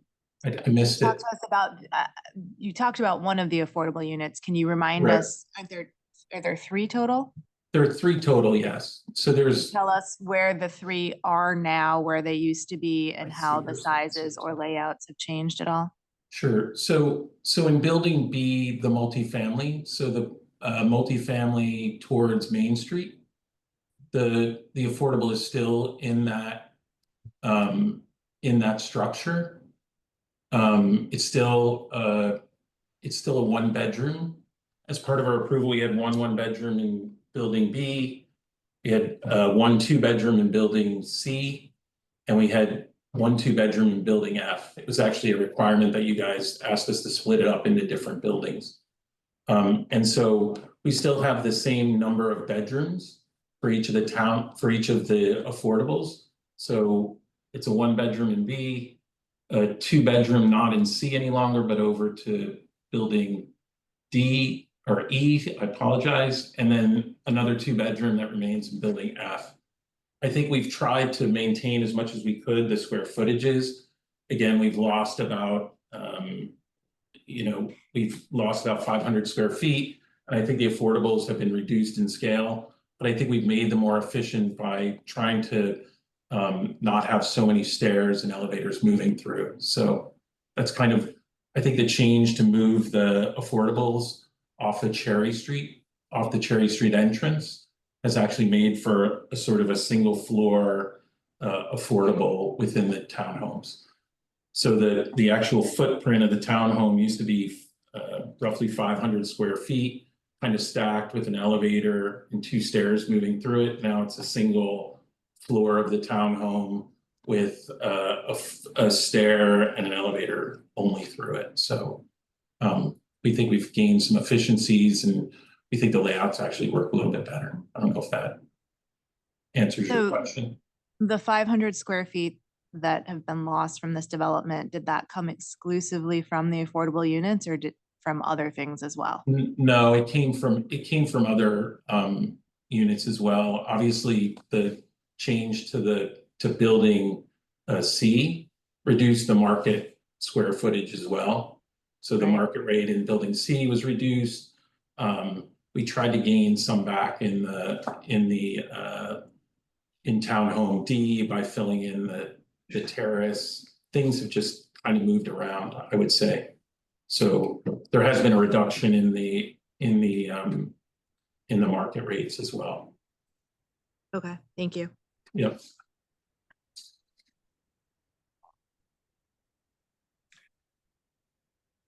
With the change in the internal townhouse, you reduced it, it was story, and pulled back the cantilever. The drive aisle that goes between the buildings and turns and goes back out to Cherry Street, none of that has been modified, right? All the turns and everything are still in the same as what they were before? That's right. All of the foundations, all of the locations of foundations, all the turn aisles, everything's remained the same. It's just been the cantilever that's been pulled back. Gotcha. So you can, actually, I don't know if you'd see, can you share? Yeah. So if you look at Eric's screen here, basically what's been reduced is that cantilever there. And then the reduction of 1 floor off the top as well. Yeah, so the roof line's like Yep. down Right up here, there. but then that's all gone there. Yep. A lot more sky in this view. I mean, we rendered this. And to be honest, the complexity of building that cantilever with the steel and it became unwieldy, frankly, to build it. And that's why we're back to you guys. It just became you're basically building a bridge there to make that happen. So the realities of construction have borne down on our design. But it's in some ways a good way. Yeah. It's got, a little smaller at times, and We feel like we've let a little of the air out of the balloon, so to Yeah. speak. And I think one of the comments originally was there's a lot here. And so hopefully a bit of reduction helps with the overall whole. Does that mean we see daylight from this point of view over the car? Yes, that's Yes. correct. That is correct. I mean, you'll see building D Beyond behind, it, that's true. but it's lower than that. Let me see if you can. Yeah, is it almost like it's like maybe there, Philip, like beyond? Well, you'll see the townhouse beyond. Yeah, Right, you'll see the townhouse beyond. Exactly, Right. maybe there. So like everything above that blue line would be sky. Commissioners, any other questions? And just to confirm, the materials of the buildings, the facade materials, foundation materials, roofing, et cetera, all of that remains the same as the original application? We absolutely, and we're working diligently to maintain that. It's obviously with pricing and things crazy all the time, we're adamant that this is what it's gonna look like. So the materials 100% are still the same. One question on the staircase, because obviously you see that from the street and that's pretty, that's pretty in your face. Are there other ways you can hide the staircase that you've just added to that townhome? We could look at it. For us, we felt like trying to maintain that sort of open floor plan on the interior where that affordable unit is actually was, we tried to maintain our square footages, and so we didn't want to bring it inboard of the exterior, but we could look at it if that's something that you guys would request. I think ideas in being, instead of one long staircase, if there's a break in it, if there's landscaping you could do on the Something. outside of it, anything that helps you mask it from the street. Yeah. For sure. And to be For clear, sure. we're specifically talking about the third unit on the right. Yep. That side right. stair that faces Cherry Street. Yeah, we understand. Yeah, we know. Yeah. We know. Mhm. Yeah, I apologize that we didn't highlight it in the presentation, but for sure. If you can go back to that elevation just for one moment, because I think that elevation of the townhouses from on Cherry Street.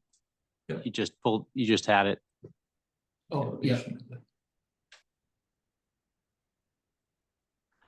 So I think it's really helpful to see the masking of the trees there. And so this is from across the street, so to speak, and got a diagonal across. And Yeah, like this in- shows the in street lamps are the snakes. They're not the lamp posts. No, this point. no. It's actually a state road, so we're unable to change those. Otherwise, way back when we were going through this, we would have, but yeah. It's not a state road. State road runs up Main Street, right? We're trying to get it to go down Cherry, but it doesn't go down there yet, right?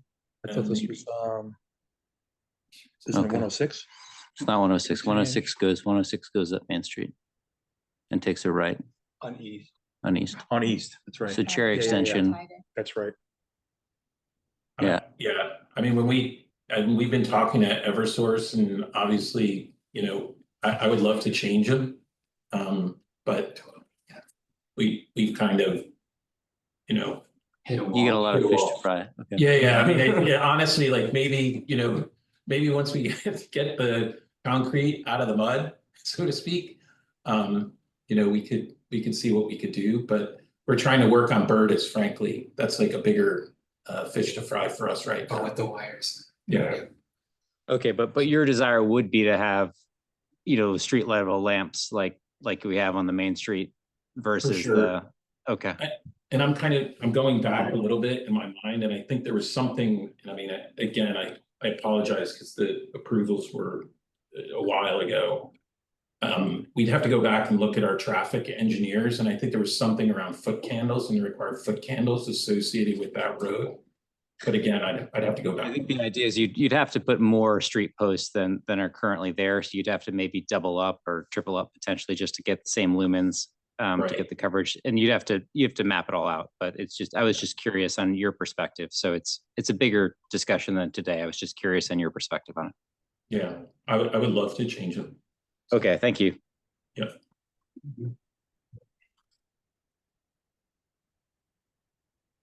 I'm sorry I have one more question to go back to on the affordable units, because I'm just looking more closely at this document now. Are the 2-bedroom units going from 900 square feet down to 600 square feet?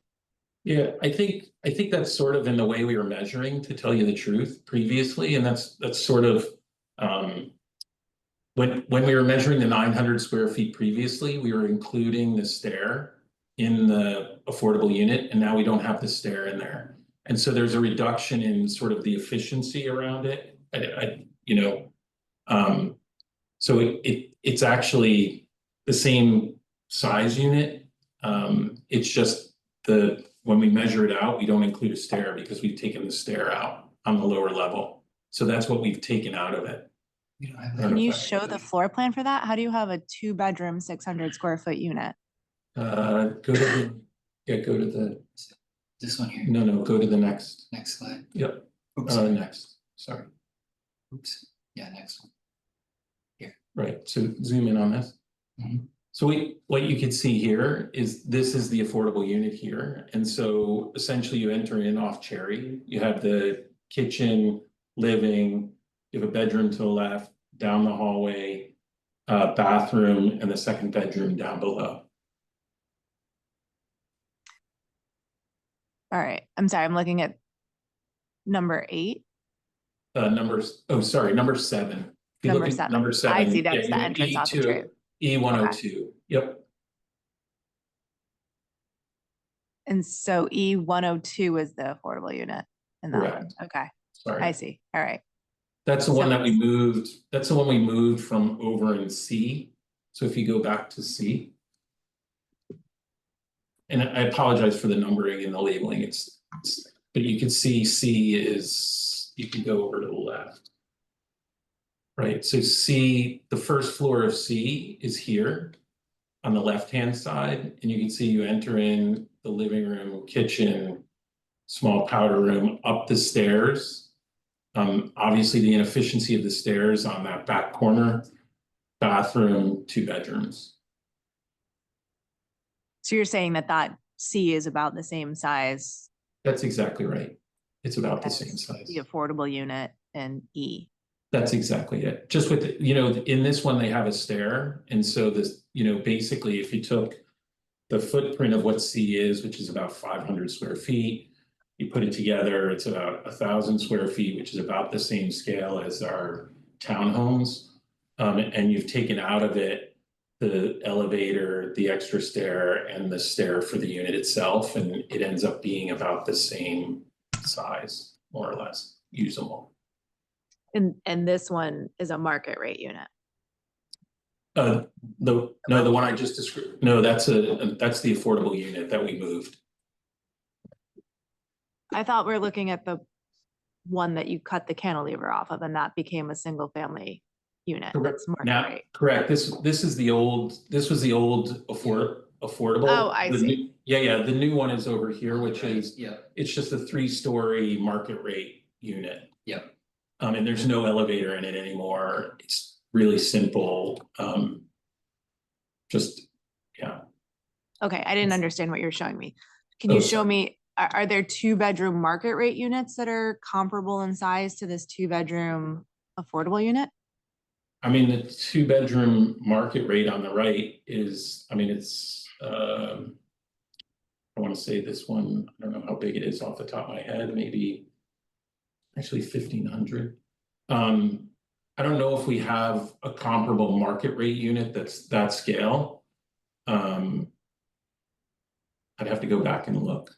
I think probably the smallest market rate unit that we have is a 1-bedroom, and it's about that scale.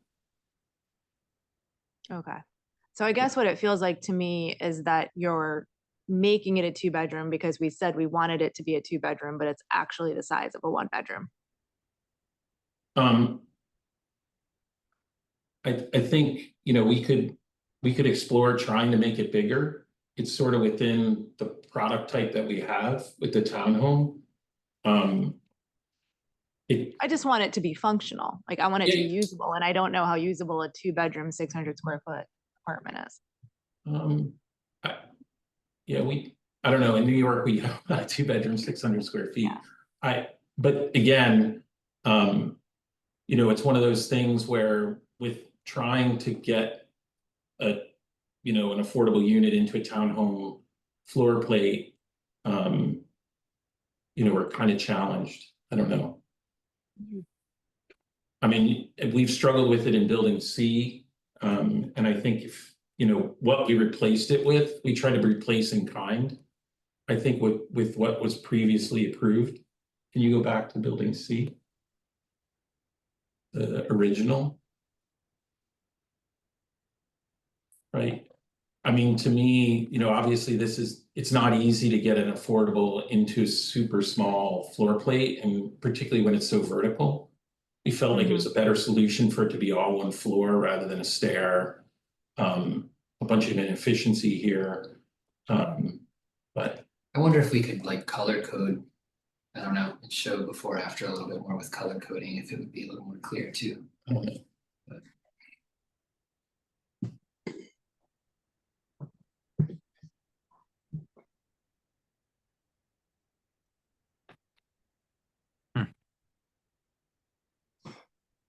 Hi, this is Commissioner Chris. I am confused. Yeah. Sorry. What would be helpful for me would be something simple on a chart saying, before the affordable unit looked like this, and next to it, it's gonna look like this, as far as dimensions, walls, and everything else. So I can see a very clear before and after without sort of jumping around 3 different charts that are confusing. So not only the square footage size and the layout within that footprint, but also where it would be. It may have a skylight or something else that may be added or subtracted, so I know exactly what I'm looking at. But we don't want that the thing that gets sacrificed is I think the sensitivity here is the not having the affordable units getting the short end of things. And that they are reasonably sized and functional, sort of functional 2-bedroom, a functional 1-bedroom. I think that would be my concern, and I'm having a tough time wrapping my mind around this one. No, that's okay. Yeah, I apologize that the presentation isn't speaking to you and it isn't giving you the clear picture of what's going on. I think just a point, the overall development has been reduced by roughly 518 square feet. I think the affordable components have been reduced in usable square feet by about, I would say, around 75 square feet. And so it's commensurate with the scale of the overall market rate. And I think probably I appreciate your comment, and we need to make it a little bit clearer. So we'll go ahead and work on that and do that. I apologize for that.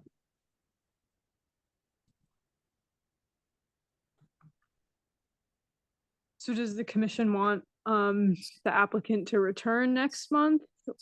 Or, you know, how are we moving forward? Well, I mean, to Mr. Chris's point, and clearly my own line of questioning, I think we could use some more clarity. I don't know that it needs to be changed, but at least more insight into what's happening with the affordable units, what the layout was, what the layout is now, the change in square footage. So I'd like to see that. I don't know if there's anything else that others want to see. I mean, maybe the stairs. Yes, Dan brought up. I would suggest the stairs too. But are all other facade items, no further questions on that? So it's just the stairs and the affordable unit changes? I think that's where we're at, yes. Yeah. Okay. I think on these drawings, we need to have measurements. We're having trouble hearing you. Oh, just that last one. What the last? I can turn it on. Yeah. I'd like to see measurements on the drawings. I'm trying to approximate measurements, and it's nothing I can see comports with what you're saying. So if you put overall measurements and some room measurements, I think that would be helpful. There are some overalls just to, so you can see the 24 feet by the 40 feet on the left, but we'll be more robust in our dimension. Yeah, it would be helpful if, I think one of your team members mentioned color coding. Yeah. It'd be helpful to show the proposed plans color coded for which ones are the affordable units, which ones are the market rate units, Yep. and where the separation is between, like, just the unit C. Is that the one you got rid of the cantilever on? C? Yeah, C is what we got rid of. Yep. Yeah, just understanding entrance and approach to the lower, from the, is it all one townhome? It's all one townhome now. Yes.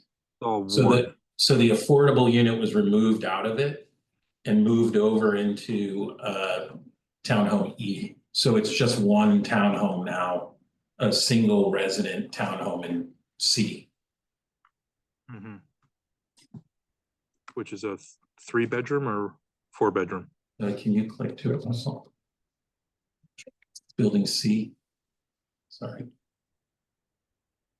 So if that's, yeah, so if that's a single unit, then it should be color coded accordingly. And then for the other units, the townhomes along Cherry Street, for each of their floor plans of what's proposed, to clearly identify which ones are market rate and which ones are Right. affordable. So you're saying for the one that changed, so because the other ones are still the same as before, there's only one that's changed. Does that make sense? Say that again? So of the 4 townhomes on Cherry Street. Yeah. Right, because there's the 3 that front Cherry and then townhome C. Townhome C changed and townhome E changed. Townhome F changed with the stair on the outside, but hasn't changed beyond that.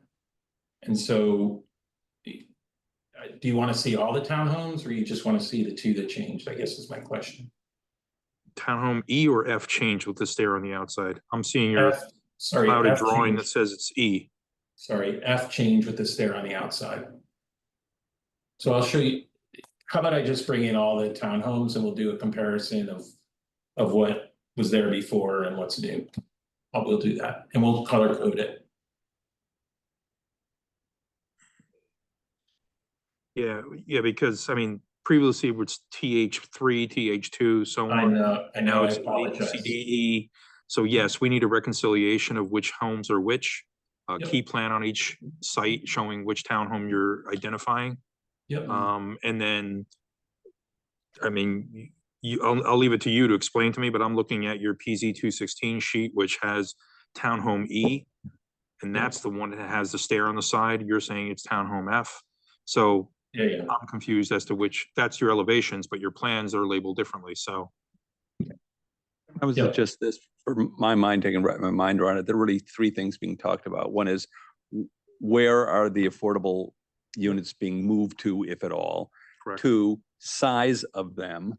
And 3, other changes to the, and those are 3 distinct conversations. For example, the change to the addition of the outdoor stairs. There's, I think, a walkway and some other things that are being done, which are exterior. So I would treat those 3 separately. So one would be, okay, here's a picture of where the affordable units were. Here's where we want them to be. Some may be the same place, some may be moved. Second, of each of those, here's what the square footage and the design of those units were.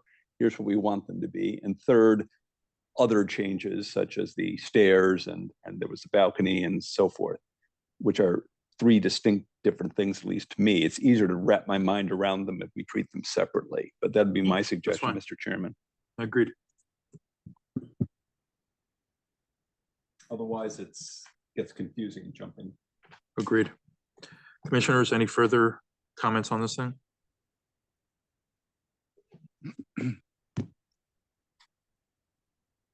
Okay, well, if it's All okay, right.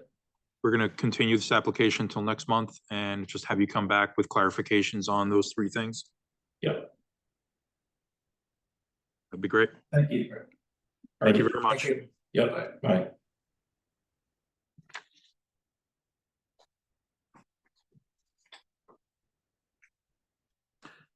Next item on the agenda, item number 3, 824 review, demolition of Irwin House. Mr. Mann, how are you? Good, yourself?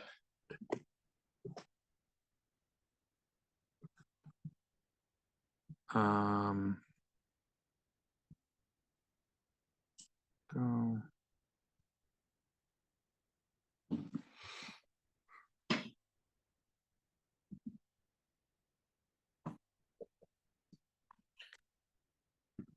Righty. Are we good? We good? Yeah, we're good. All right. Why don't you tell us about it. Tiger Man, Director of Public Works, for the record, thank you very much.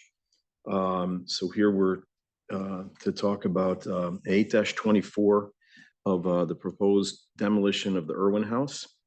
And as you're aware, 8-24 under municipal improvements, no municipal agency or legislative body shall abandon any municipally owned property or public building until the proposal to take such action has been referred to the commission for a report.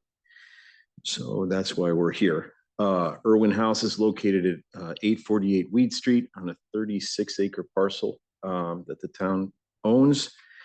Here is a picture of it itself. It's got an attached garage along with it. The main house was constructed in 1963 at 7,900 square feet. The attached garage was constructed in 1963 as well. It's 2,000 square feet. The town acquired the property in April of 2005. And right away, we had a flood in Town Hall in about 2007. And we brought all of our land use departments up to Irwin. Thankfully, we had that at the time.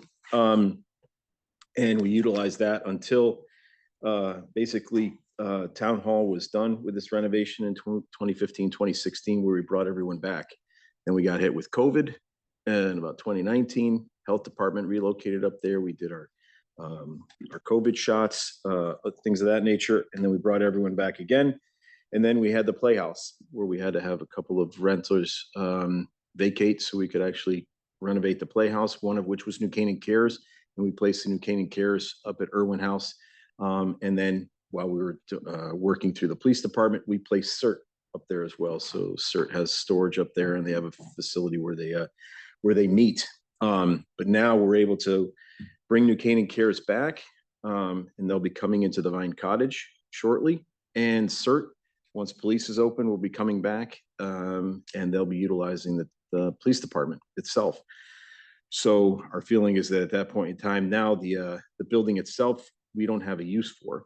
We were tasked last year by the Board of Finance to come up with a use for the building, or that they wouldn't fund any further improvements or any maintenance on the facility itself.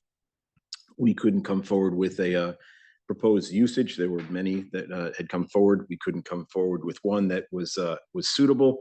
So this year we gave them two separate looks. We gave them a look as to, we went out, we did an envelope study of the building, hired Hoffman Architects to come and do that for us. They had done Waveney House, they had done Lapham Community Center, they had done the police department.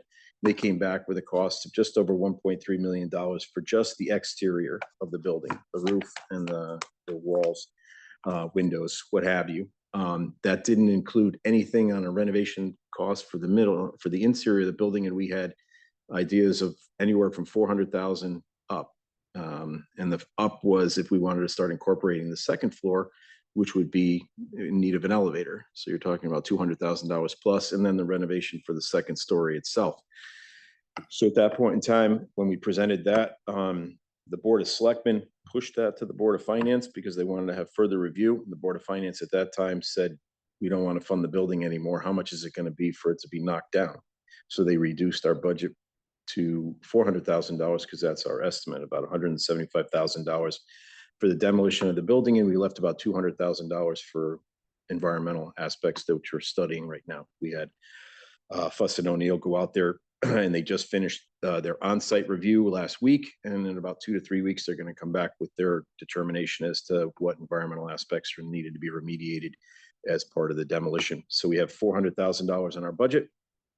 And now we're here at the point to say, we'd like to take the building down. And strictly, we just want to demolish the building and then plant grass and then potentially use it as a garden space But if we choose to use it as a garden space, we'd have to come back to this body at that point in time for any of that. Right now, we just want to knock it down, level it, and turn whatever area was of the footprint of the building and the garage to grass.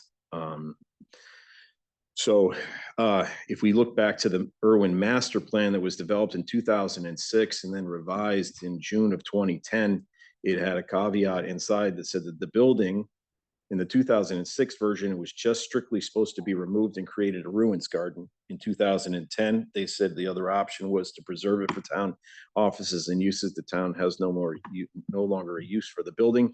So therefore, option 2 would play in, which would be remove it and create a ruins garden or a garden itself. So if we looked at what aspects of the POCD actually play towards this type of demolition, in the new POCD, I was much more versed in the old POCD, so I go through this one a little bit with a finer tooth comb. But in strategy 1.1.2, enhance the town's aesthetics through natural landscapes, continue to reinforce the built and natural aesthetics to contribute to New Canaan's small town field, commitment to high quality public open spaces. All we want to do is knock the building down and create a little bit more open space for the park itself and the park users. If I look at strategy 4.11, maintain existing community facilities, it says ensure that the town is intentional about leasing and or selling of town-owned land and buildings. The town is intentional. At this point, we've studied this building for quite a long time. We have no use for it. And then support municipal efforts to increase the quantity and quality of vegetation and plantings on town-owned properties.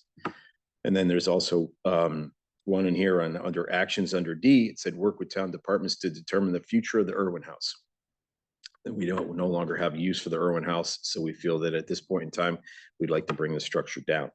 And then the last one that I could find was strategy 3.2.1, which was protect natural resources within the community, promote the conservation of natural resources in town, and enhance the community's overall quality of life. Building's not giving us any use at present, and I think that open space and a little bit more of an open space at the Irwin Park would, the Irwin parcel would be beneficial to the community. So if we look at just a microcosm of the overall master plan, it shows the Irwin House and the garage itself with the Gorse Pavilion to the north. And strictly all we're looking to do with this is just demolish the building, level the area, and plant grass. I looked at the regulations. I talked to Sarah, and if we were to come back or do anything above and beyond that, other than just removing the parking area during the demolition for the garage itself, since that doesn't serve us any purpose, but maintaining the parking in front of the building only because that ties into the FlexiPave trail that leads back down to the front of the property.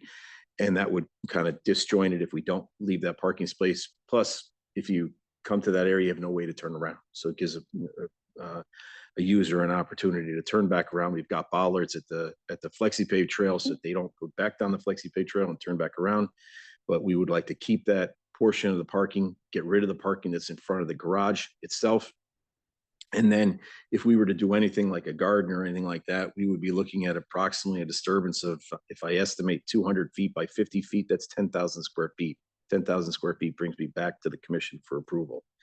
So right now we just want to plant grass, and then we're going to sit there, take a look at the overall property, take a look at what it means to be sitting on top of it at that point in time, and then determine what the best usage and hire someone to come in and give us a plan for that. Right now, we just want to knock it down, turn it to grass, and then take a look at it without the building in the way and see exactly what the property could give us at that point in time. Will there be any modification to the paving and the asphalt when the house comes down, the garage comes down, and the remaining aprons and things that are along the western edge? Is that going to be, for lack of a better description, cleaned up to either add more circulation or more parking or anything? No, at present I'm looking to clean it up to take away the parking, that nook that leads to the garage. So that pavement area, I would just clean up the drive.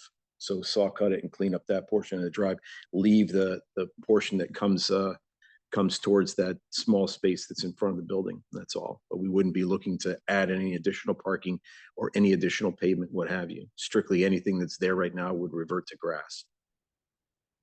I have a question for Mr. Chairman. Mm-hmm.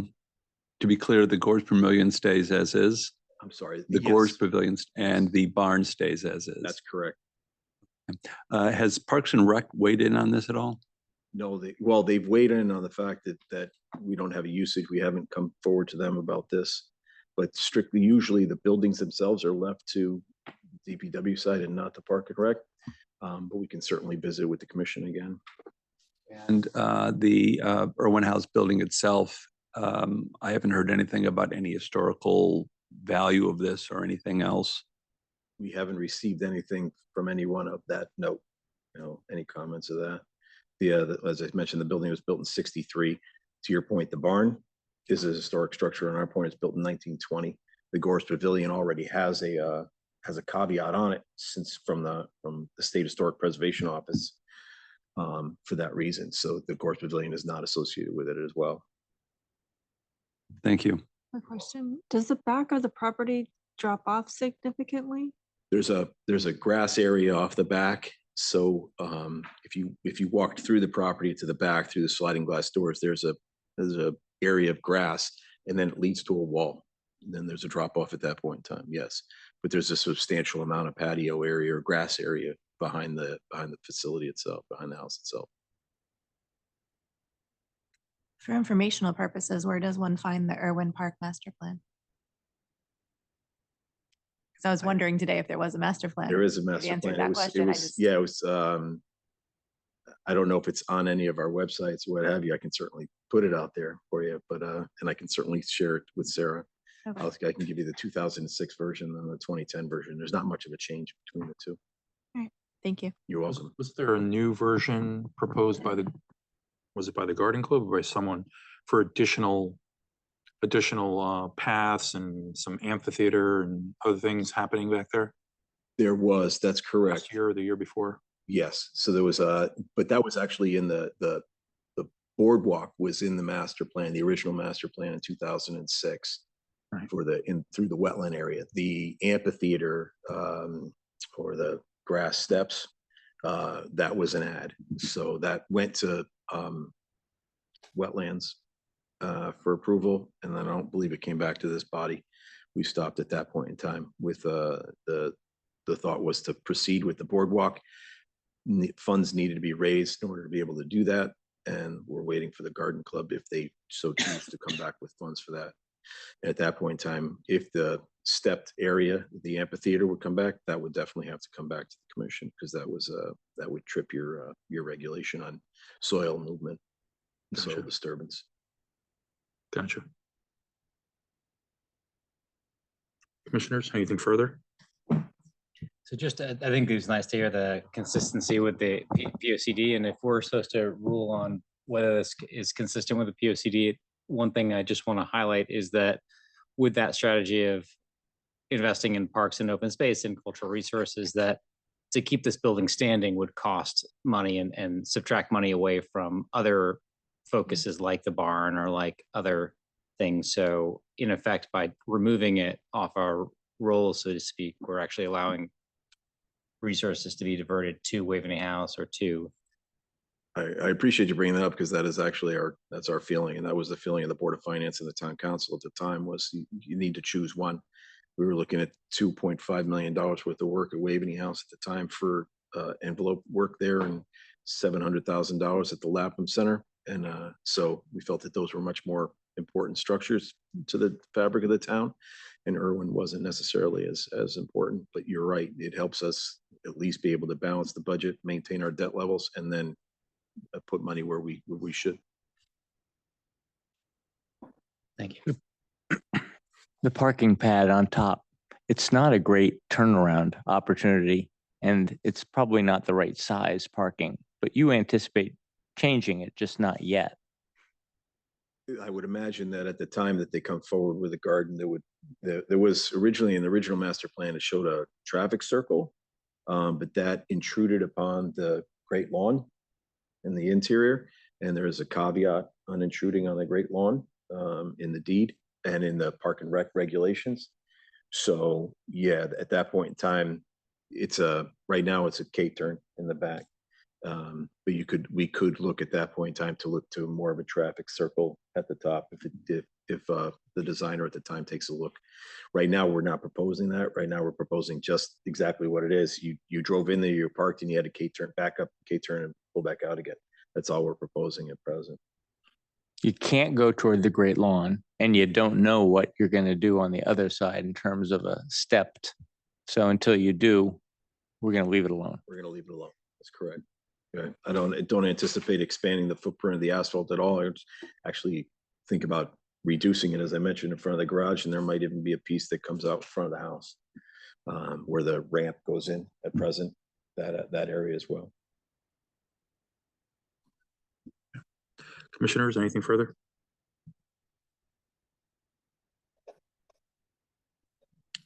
Mr. Mann, anything further? No, thank you very much for your time. Thank you.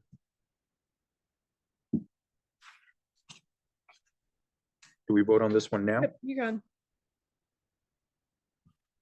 Commissioners, do I hear a motion on this particular item? I can make a motion. So I think move to approve the process proposed by the Department of Public Works to demolish Irwin on account of its consistency with the POCD, which is our remit, because it both encourages better use of parks and open space and also conserves resources to be deployed on other higher priority cultural resources within the town. Do I hear a second? Second. Mr. Engel? Call to vote. Dan Radman, I vote yes. Krista Nielsen? Yes. John Chris? Yes. Chris Herring? Yes. John Engel? Yes. Alan Thredlow? Yes. Tom Benton? Yes. Eric Knowles? Yes. And for tonight's meeting, Christina, for this one, Christina Larson, you're seated? Yes. Your vote, yes? Okay. Thank you very much. Thank you very much.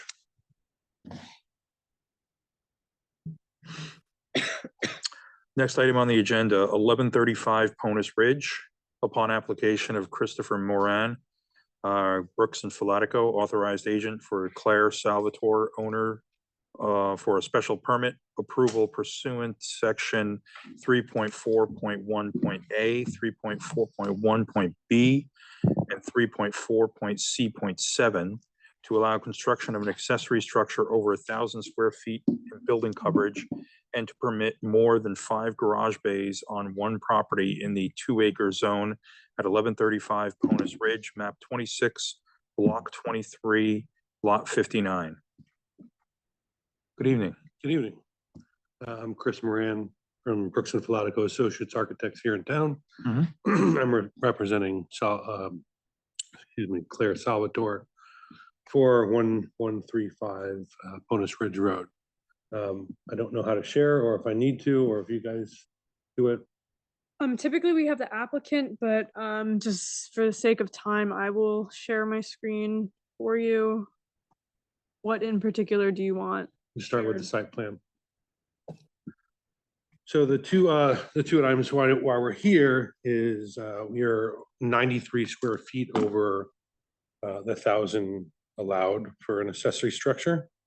And the second one is we have a total of 7 garage bays on this consolidated parcel. So in 2019, it was brought together. Owners bought the property next to them. It used to be 2 separate lots with 2 main buildings.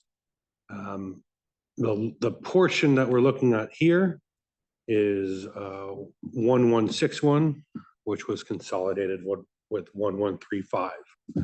1161 has a historic structure on it, did not have a garage at all, and we're proposing a 3-car garage. We have had to go through Historic New England because it's a historic structure. Went through their, basically talking to them weekly, monthly, and going through hearings with them, getting the design approved. And that's where we kind of came up with this 1,093 square feet, as well as needing to get a stair, a full code size stair upstairs. And they also wanted certain symmetries with the garage portion and the side portion of the building. So that was a 3-car garage bay on this portion of 1161. When they consolidated the property, they have 4 garage bays on 1135. And when they're now consolidated property is 7.4 acres. And this building, it's also within setback, within height limits. And that's what we're proposing.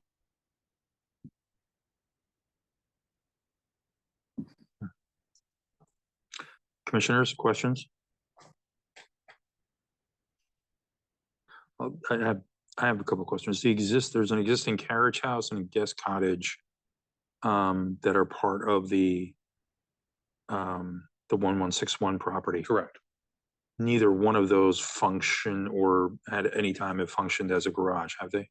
No, and we're actually rehabilitating the carriage portion at the moment because it was falling down, but it was never a garage. It's a storage area. What is this spring house? The It's on the site plan, northeast corner of that property. yeah, that's just Some sort of shed or something? yeah, I don't even think it's a shed. I think it's more almost like a, not quite a well, but something more like a well. Barely, yeah. You couldn't walk into it.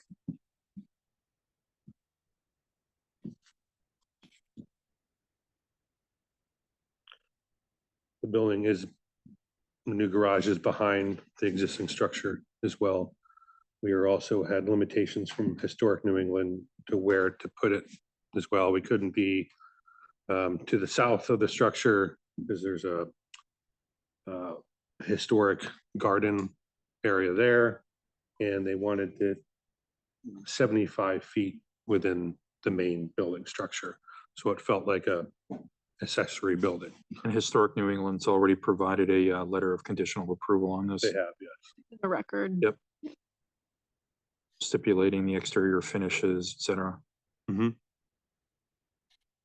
Yeah, it was more exterior for them. Sure.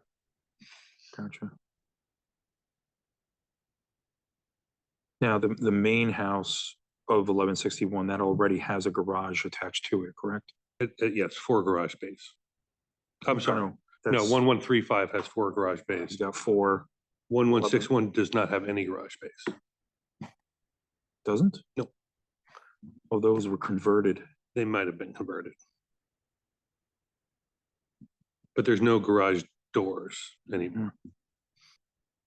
But it could have been converted.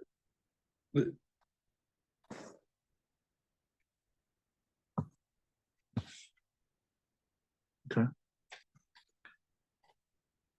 We're still under the overall coverage for the full 7.4 acres. Well under it, we still have 960 square feet. Now this, Sarah, this is 4 acre zone?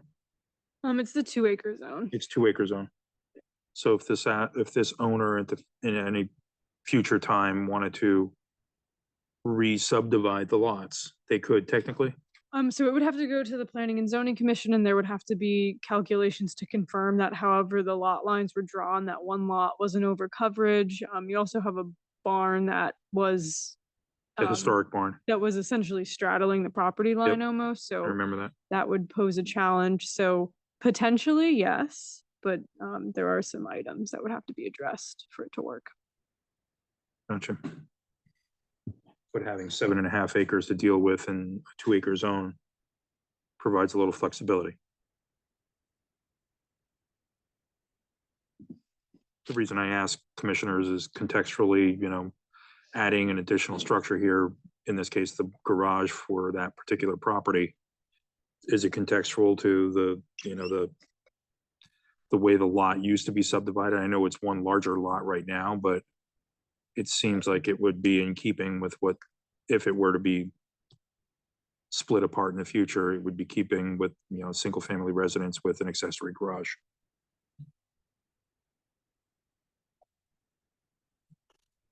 Just out of curiosity, why were the lots consolidated? Is it covered, was it a coverage issue? It was for estate planning, maintenance, for,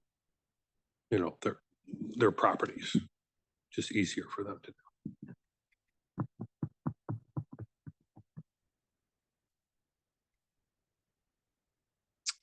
Any other questions, commissioners?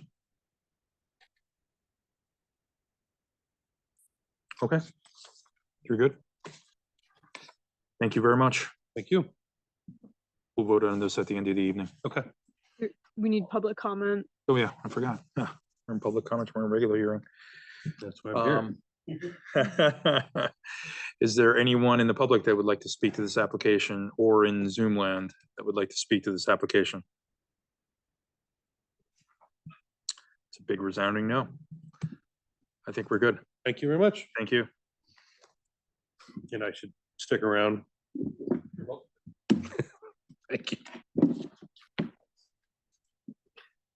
Item number 5.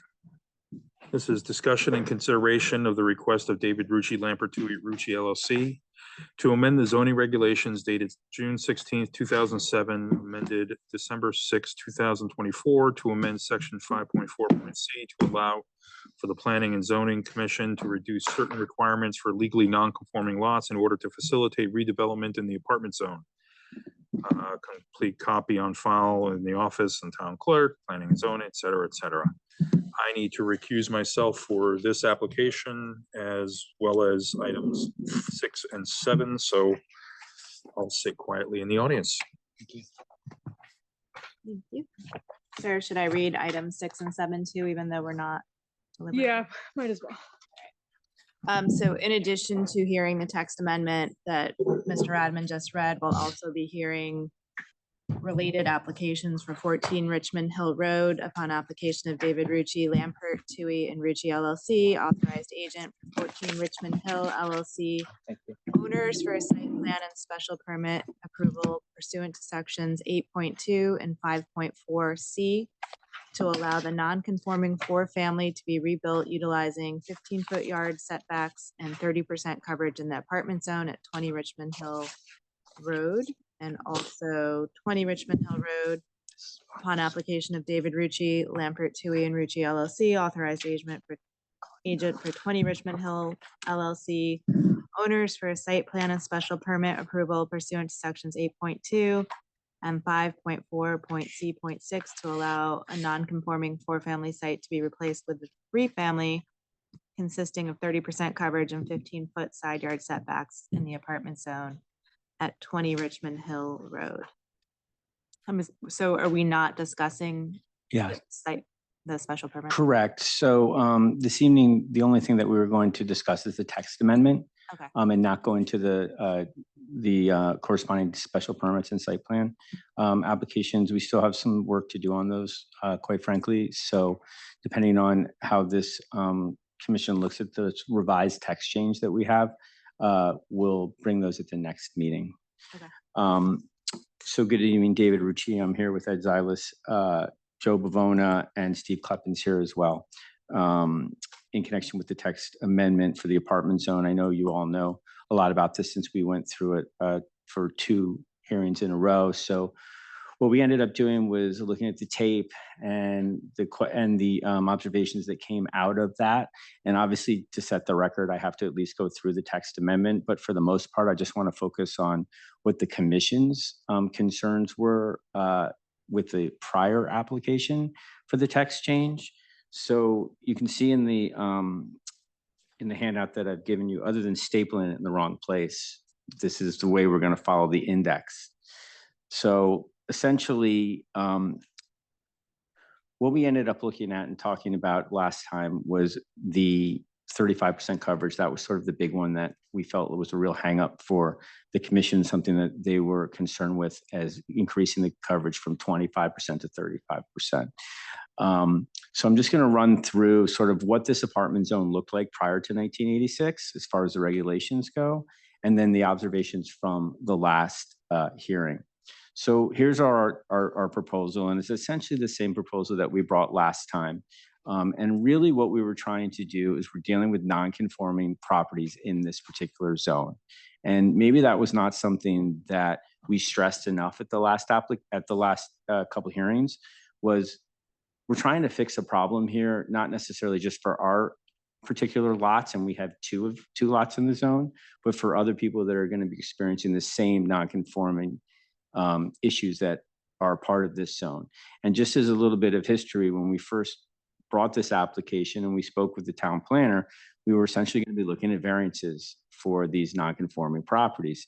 And it was at her suggestion and our looking that we said, listen, it's really more appropriate to have a text change for these particular pieces of properties as well as others, because what you find with these properties is that most of them in this zone were built prior to 1989 with a 30% coverage and a 15-foot side yard setback. So as you look throughout the zone, that's what you're going to find in a lot of these different properties.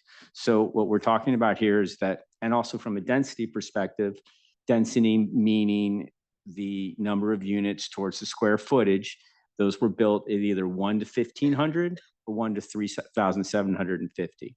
Today, they're 1 to 5,000. Okay, so in order to, you can't build this, at least not what these particular units have today, and you can't really, what's been already approved in the past are essentially non-conforming as well, although they were built during regulations that were in effect at the time allowed them to do that.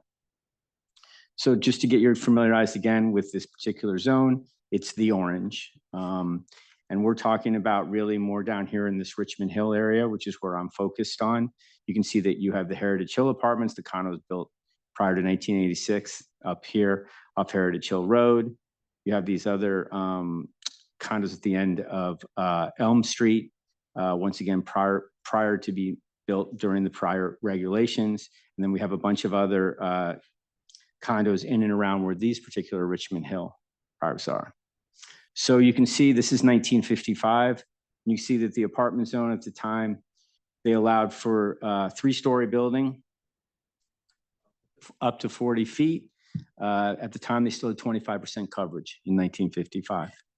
And in the bottom, you just see that you could have, it was one family per 1,500 square feet.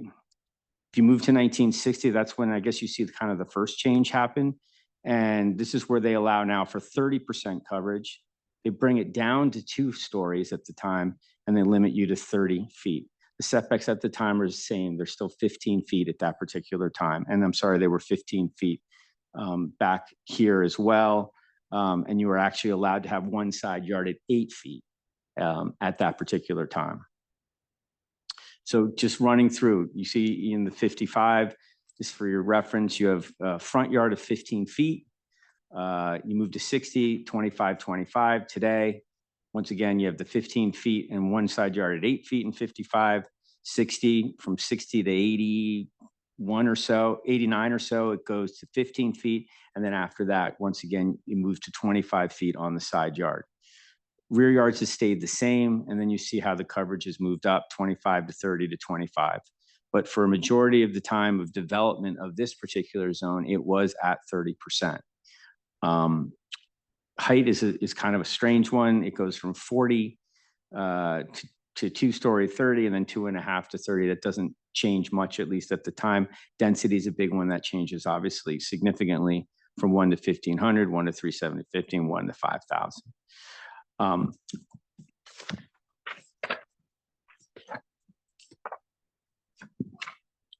So going through some of the concerns that were expressed, that the commission was cherry picking essentially the regulations, essentially saying that these were really only helping our particular units or our particular properties. I didn't honestly think that was a fair comment that was made at the last hearing. We chose 35%. Maybe I wasn't clear about that because of the affordable housing was allowed at 35%. And we chose 15 feet at that time because 15 feet was allowable in that particular in that particular zone for 2 families. You can build to the B residence zone at that time, which is the rationale as to why we had 35 and 15. Today, what we're requesting is we're requesting a 30% coverage as that was in effect at most of the time before the 80s. And essentially by allowing this text change to go through, not only will you be making these lots more non-conforming under special permit and site plan criteria, but you're also really bringing it more into conformance with the rest of the zone, the rest of what's happened in this zone prior to 1985. Same thing with the side yard setbacks. I know there was some thought on the side yard setbacks, but side yard setbacks are allowable at 15 feet. They were allowable for a long period of time within this particular zone. We can't go out and measure every single one of these houses that are in this zone, but it's probably likely that most of them built during that time utilized the 15 feet setback. Additionally, you know, to put it in perspective, if I was going to build a single family home in this particular apartment zone, I'd be able to have an 8-foot setback. So I'd be able to have the same amount of square footage on that particular lot, no landscape buffer, and I'd still be able to build at 8 feet instead of 15 feet. And what we've seen in this zone, and I'll show you in a couple slides later on, is that a lot of people have gone to that. They've gone to a single family. They've taken away units from multifamily to single family in this particular zone under these particular regs.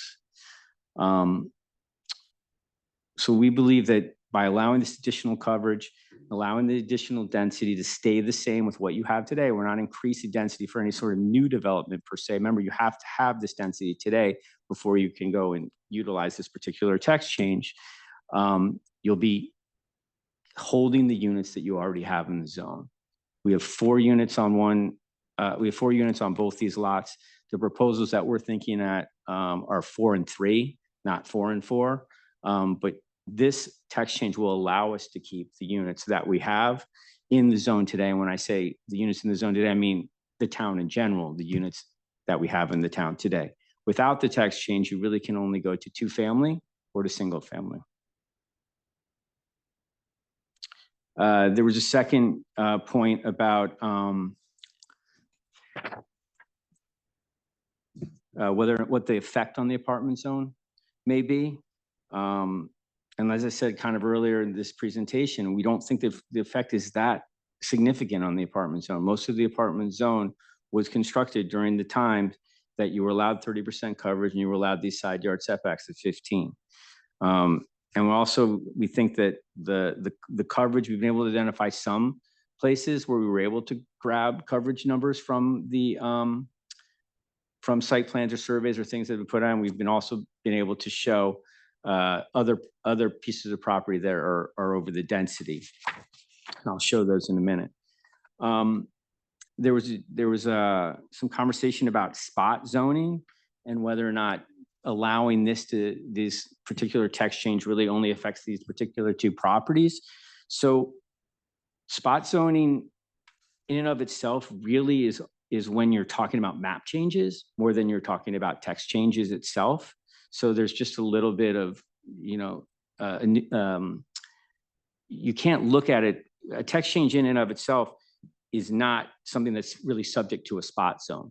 Now, that being said, a lot of times people will try and change their particular lots, or they'll ask for some sort of changes in maps because they want to do something totally different. Like you see spot zoning a lot more if you're, say, in the business zone and you want to creep into the B-res, or you want to, you know, add in something into the 1 acre. And so you want those uses to sort of move into a zone that's already residential more than the use is different. But in this particular case, I mean, you can almost make the argument that it's almost been reverse zoned out, the spot zoning, because these particular lots in and of itself now have no ability to use the regulations that were used all around them. So in and of itself, this 50% of the existing complexes of the zone don't conform to density. We know that based on the fact that the condos were done. And we also believe that any change that we make from this text is going to make these properties more consistent, right? So they're going to be more consistent with other people in the zone, other properties in the zone, both by density, both by setback, and probably more by coverage at the 30% level. So this was a slide that I just showed earlier last time around, just talking a little bit about the number of properties in the zone, the fact that many of these properties are larger than a 1/4 acre, 14 of the properties are legally non-conforming to density. 6, we're unable to sort of tell how much they are. We know that 50% of these are in condominium ownership. And we believe that we've been able to identify a bunch of properties that are conforming today, and maybe you could add some additional units to them. But these are mostly condos, so you're not really going to see that happen. I mean, some examples that we were able to find from density was 2 Mead Street. That's about 14 units at 3,827 per square feet. 232 Park Street has 46 units. 205 Main Street, 32. You're talking about some of these moving up and down. And we know that 9 condos were built that arguably would have been built to both density coverage setbacks at the time that they were built.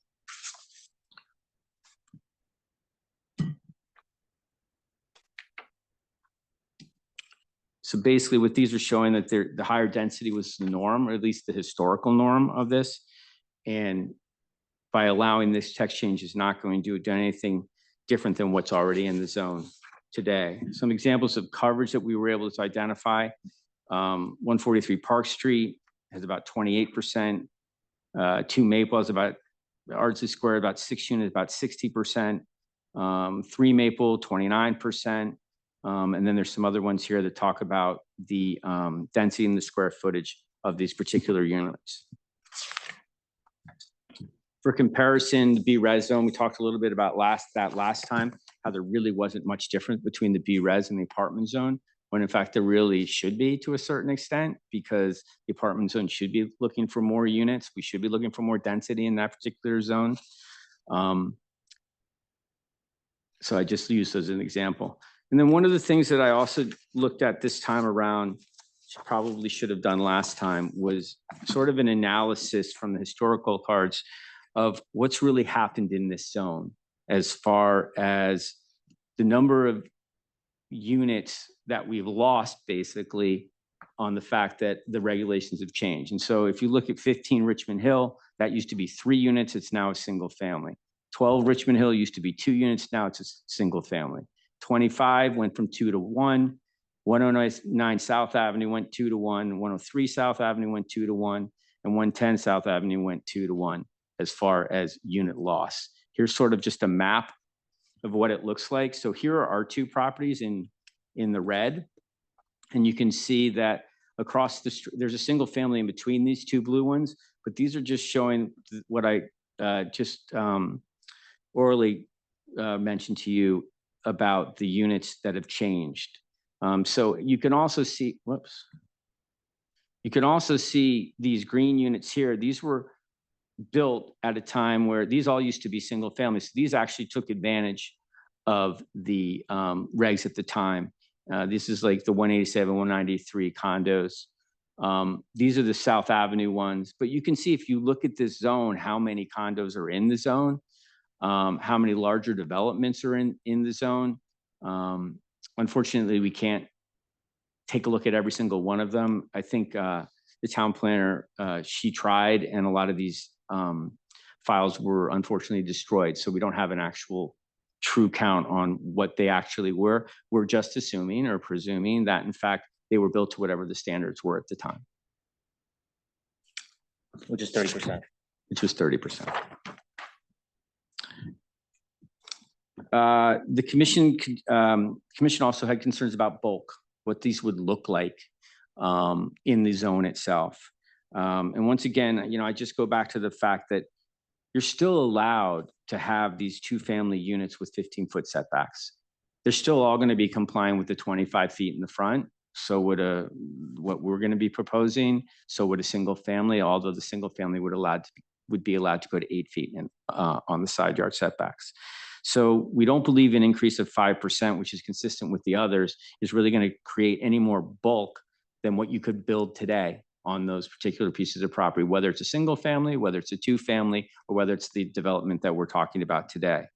The view from the street is not going to be any different on these particular properties. Especially, and I think the big key here is that for a single family and for a 2-family, there's no landscaping requirement that there is under our particular text change. So you have to still comply in the apartment zone with the 50% landscaping requirement, which you don't have to do if you're building a single family and a two family. So that in and of itself is giving you, no matter what, 50% of landscape on the property. And I think that's important to not only the commission, but I think it's important to any applicant that's bringing it there, because you know you're going to have 50% green or what have you, right? I mean, you're obviously still going to need areas for driveway, areas for turnouts. I mean, those things are always going to be the same. But in this particular case, we're complying with that 50% landscape requirement, which is not necessarily of other things that you can do in the particular zone. And the last thing that we talked about was the text amendment timing.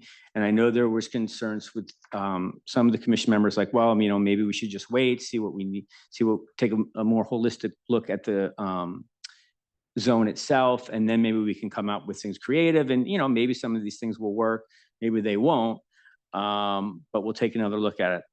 And our response to that is that, first of all, we think that we've given you a really good text change. We think we've done some good research on it, whether it be 35% or 30% at the time. I mean, we did hire a land use expert and town planner who not only knows this town, but it's not like we just went out and said, this is just all we want to do. I mean, we hired someone who actually, has credentials and is not going to, just be working for the developer. And that was purposeful. I, as anyone, do not like to bring applications in front of this board that I don't think can be approved regardless. So that's just the way I approach all these applications. It doesn't mean that you can't have a, discussion, work with the board on certain things. But nonetheless, this particular text amendment will allow units to stay. So units in the zone today at 4 and 4 or 4 and 3 will stay in the zone at 4 or 4 and 3 when without the text change or waiting for the text changes to happen, which is where you may get to anyway, because the POCD in and of itself says we want more units closer to town. We want more density closer to town. Those are things that likely when you go and look at the apartment zone, you're going to be trying to figure out how to get them closer to town. So this is allowing you to keep the units that you have today. So I don't think the timing is, awful for it. I think it's a really good start on a lot of other levels to look at the apartment zone. Now, if the commission had the inkling that, well, we don't want the apartments, we don't want density in the apartment zone, well, that would be something different. But that's not what the POCD says, and that's not necessarily what I believe this commission would look at, especially not with all the condos that are in there today. And just talking about the POCD, obviously that's something you have to look at with the text change. But once again, we would say that the goals of the POCD is to be sure that it aligns with what you want this zone to look like, which we think is more dense. Also, the fact that it promotes high quality building style, et cetera. That's one of the things in the text change itself. Obviously, walkability to the town, and that it's supported in the infrastructure. I mean, the infrastructure is not really going to change. You're going from 4 and 4 to 4 and 3 probably, but you're also, I believe it's Mr. Kriz or someone made the argument that, with everything improving as far as, water and heat and electric, I mean, all those things are only going to be something that's good for the town and good for the infrastructure itself. Drainage will increase. Once again, you're going to get the 50% landscaping, which you didn't have under what's there today, nor what could potentially be built for a 2-family or for single family residence. So just from the text change perspective, we believe it relieves the non-conforming aspects of this particular zone, of these particular pieces of property. We do not believe it's going to have a significant impact on any part of the apartment zone or increased developments that would not be more conforming on the properties itself. We believe increasing coverage is more consistent with units closer to town, and it's not going to be anything different than what we have in most of these condominiums today and other properties on the other parcels close to town. And we believe it results in more density, which is what we want, what we have today, and not less units per se. And once again, we just said it was consistent with POCD. That's the end of the text change. I'm just going to show you one of the potential front pieces. It's not in your, it came in late and I had computer problems, but this is one of the renderings of sort of what it might look like from the front of the property.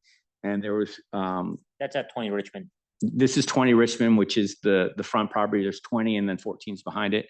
This is just showing what a potential rendering would look like from the front. That's 25 feet from the front. That would be no different than a single family or a two family. This is 14 in the back. This is just showing the existing conditions on 14. Let me go to 20 first. That's probably what I should have started with.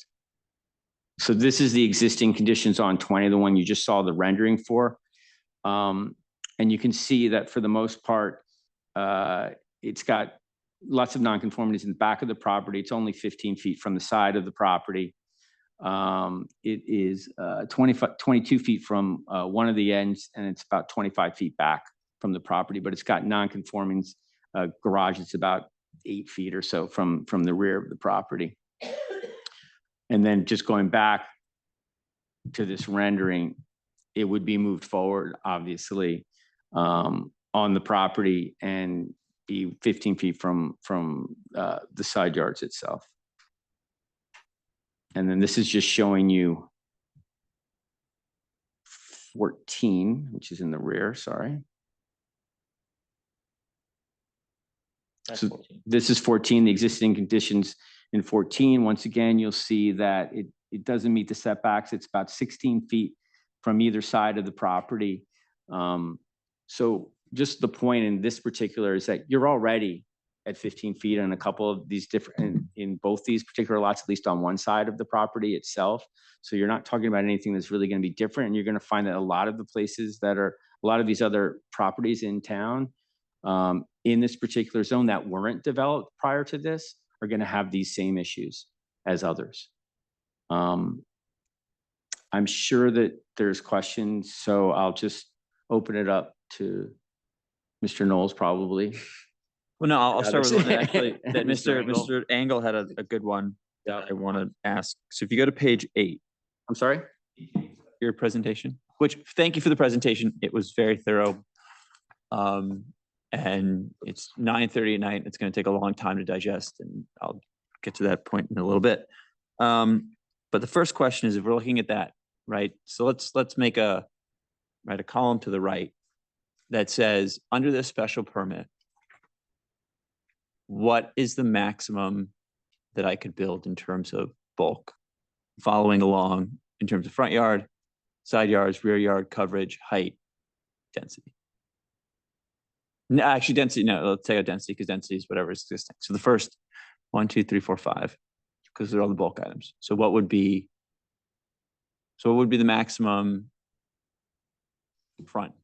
15 feet? 25 for front. It 25. remains the same. Okay. So side yard, 15? Side yard 15, which is what's allowable for two-family, yeah. All right. Rear yard? Rear yard 25. remains 25. 25. Coverage is 30. Mm-hmm. Height? 2.5 still. So is that 40 feet or is that 30 feet? No, I need to, just to clarify that, looking at our existing regs, total building height in the apartment zone that's allowed is 40 feet. Right. So I think it would be more accurate to say post 1986 is 2.5, 40 feet. And you're also allowing that once again with your updated text change. Right. I think I raised that last time, this being, again, the loom being a concern with that. And then density obviously being down to, whatever your existing number of units are. Okay. Correct. No, it's my fault on the height. 2.5 is 40 feet. So, right, so post is 40. Okay.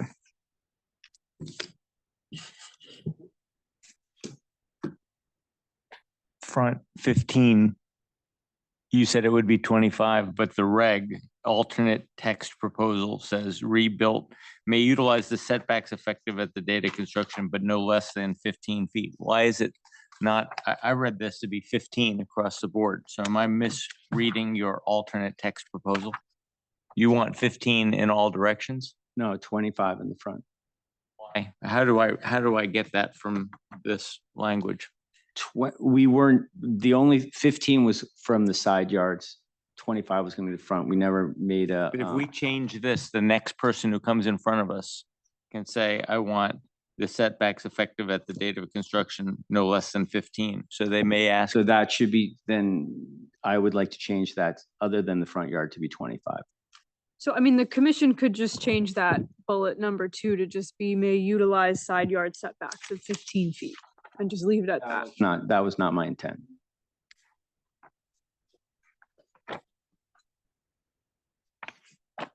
The purpose was really to try to make as little change as possible while allowing to redevelop with as much density to, again, keep as many units as we could. And in this proposal, the only thing that is really being requested is an additional 5% of coverage. 15 feet is allowed, as well as 25 feet from the front, and the height remains the same.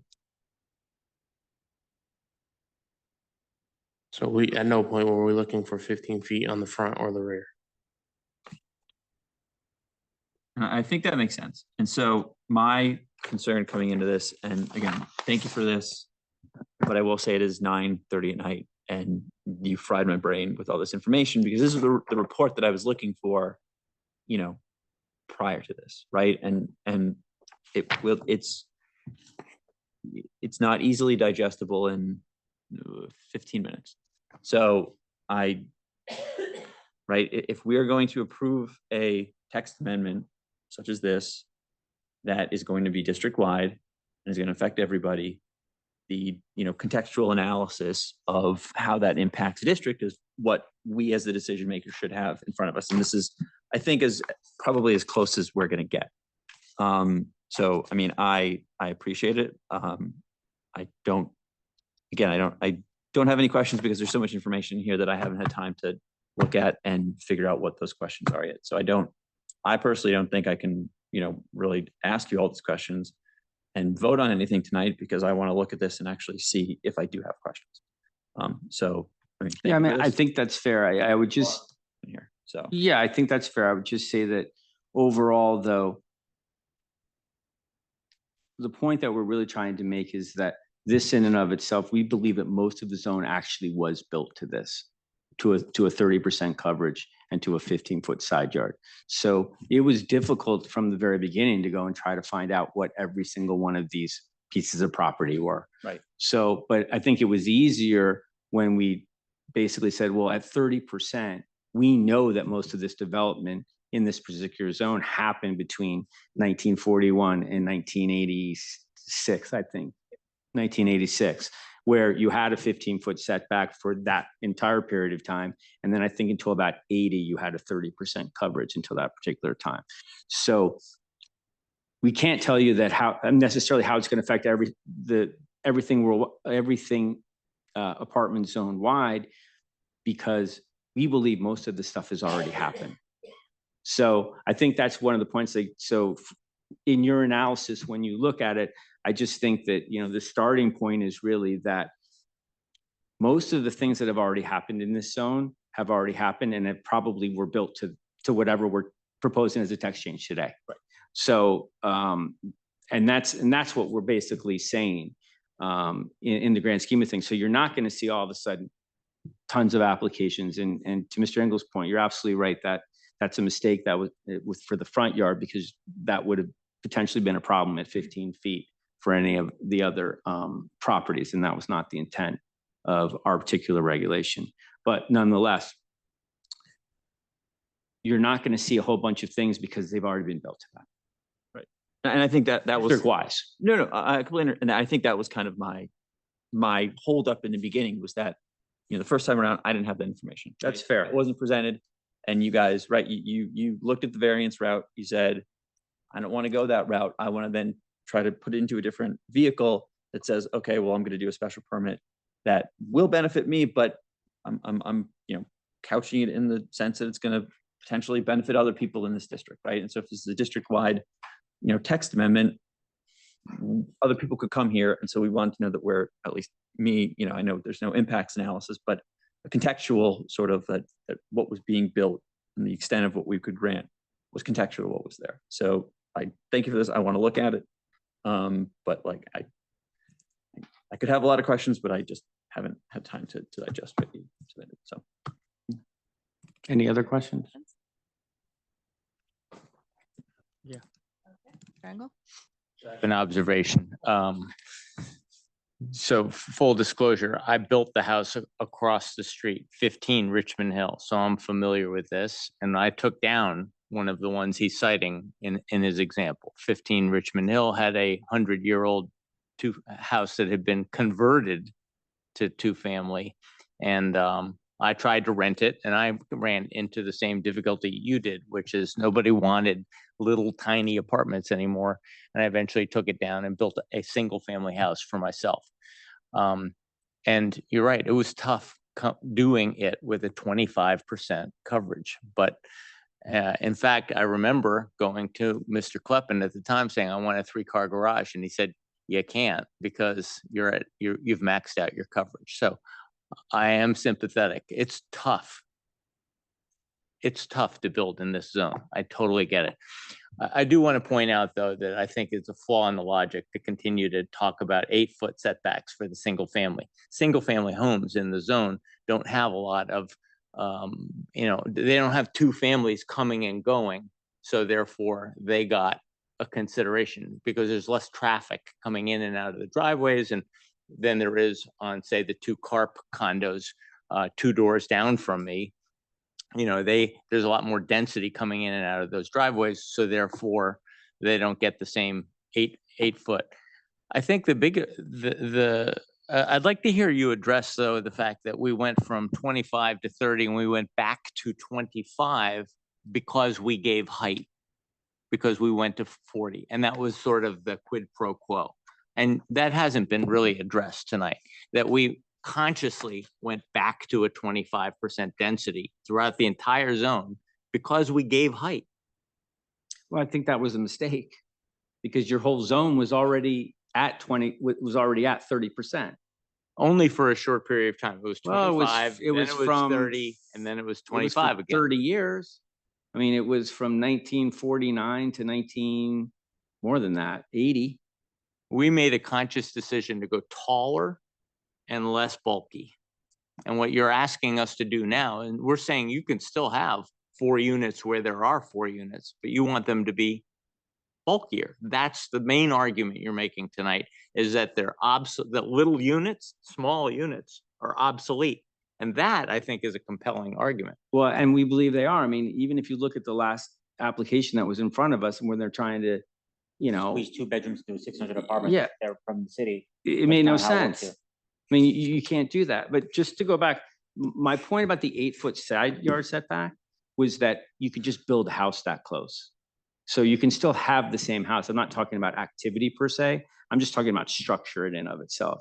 So when you're talking about a 15-foot side yard setback and an 8-foot side back, whether it's a 15-foot side yard setback for a 4-family or a 2-family, it's going to be 15 feet. But for a single family, you can have the exact same height, not 40 feet, but you can have, a fairly tall building right on an 8-foot setback. That's all I'm talking about. It wasn't about activity. It was about siting of a building in and of itself. And in that case, you don't have 50% landscaped area, which I think is really important to this. And I think that was one of the things that was put in that makes a big difference. I mean, regardless of what the lot size is, 50% of it has to be landscape, has to be green, green to a certain extent. But to get back to the 40, I mean, I don't know. I don't know how much has been built from that time on. If you were to get the same number of units using the regulations, how big would the average unit be and how big are they going to be according to this text change? Have you figured out? Yeah. Yeah. So with this tax change, the units end up being, let me pull up my numbers. With a 1-car garage for each unit, the units end up being roughly 650 square feet on the first floor and 825 on the second. So you're looking at about 1,475 square feet across the 2 levels. Of finished space. of finished spaces across those two levels. But there's plus a nothing one-car prevent, garage. there's nothing to prevent you from finishing the top floor and the basement. Yeah, so To go that, from your 1,700 square feet and 1,450 square feet up to like 2,400. like 21, roughly 300 square feet. on I each just side. so we're on the same playing field. 'Cause I saw your application. You said we have approximately 1,400 square feet of finished, 1,500 square finished, but we have no, right? You're gonna finish those spaces. Like, we're not, you don't have to pull the wool over my eyes. You're gonna finish the spaces. They're gonna be 21 to 2,500 square Actually feet. finished spaces, we think that would Right, provide more okay. functionality, yeah. Okay, just so we all understand that in the end, the units will be between like 2,200 and Right, 2,600. but I think that's sort of the point of the tax change. I think that at the end of the day, the reason that, you're seeing, as Mr. Angle just pointed out, you're seeing that we've been losing units is because it's not feasible for developers to redevelop. You need to be able to sell a unit, really, I mean, So- I just to be fair, things are selling at around 2,000 square feet for a lot of money on that road. Right, recently, but it and- costs a lot of money to buy the land Mhm. on that road.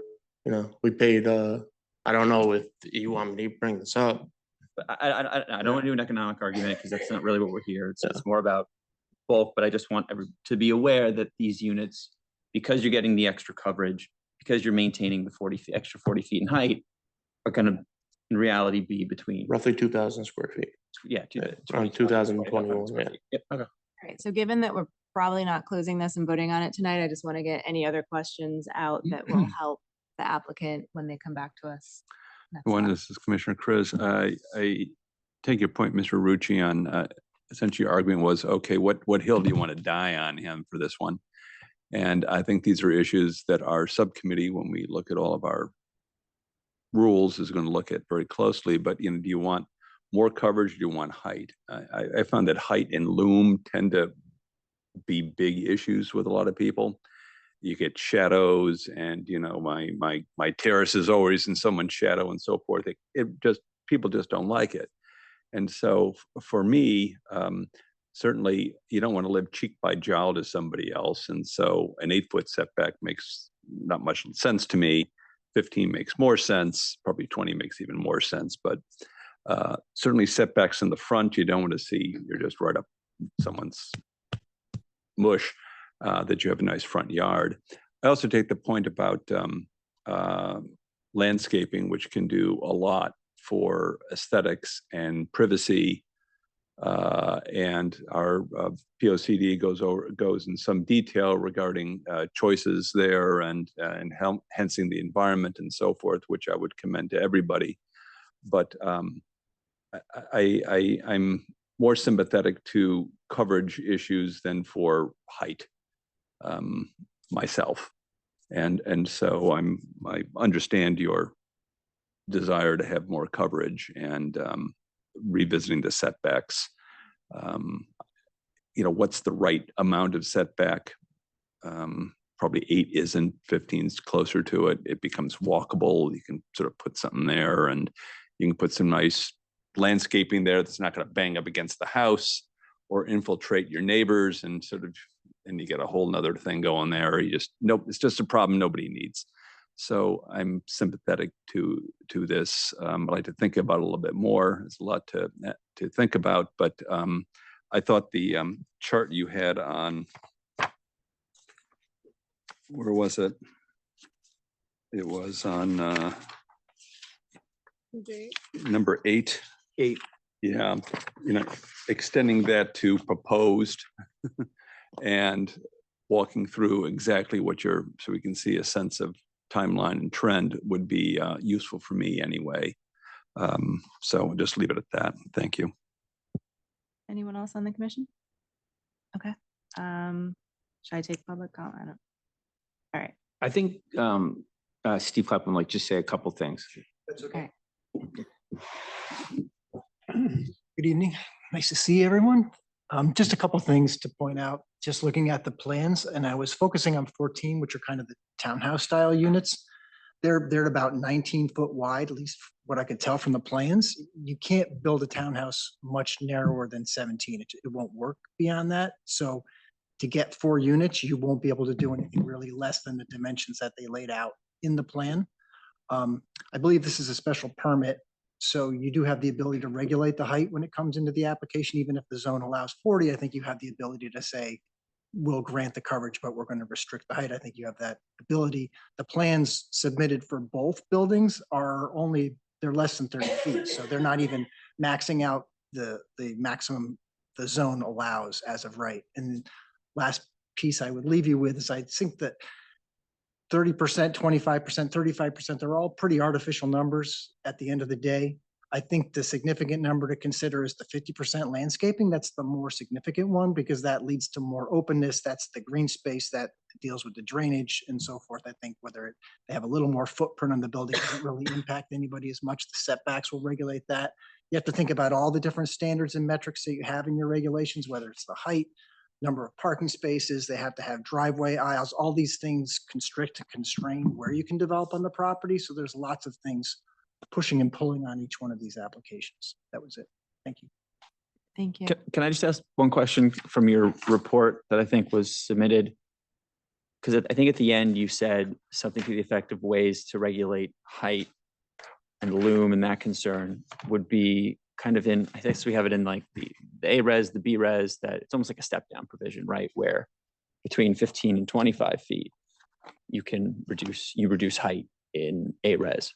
So, I mean, was that when you put that in your report, is that like a recommendation you would say that we should look at in terms of maybe, we allow the 15-foot setbacks, but then we, impose a regulation that say, well, okay, so between 15 and 25 feet off each lot line, the height can't be, 40, over 25 feet or something like that. I'd like to ask a question to that real quick, because I'm curious, because I feel like the concern originally was that you didn't want there to feel like it was a bulky development. You didn't want the zone to feel, I guess, abnormal with this text change.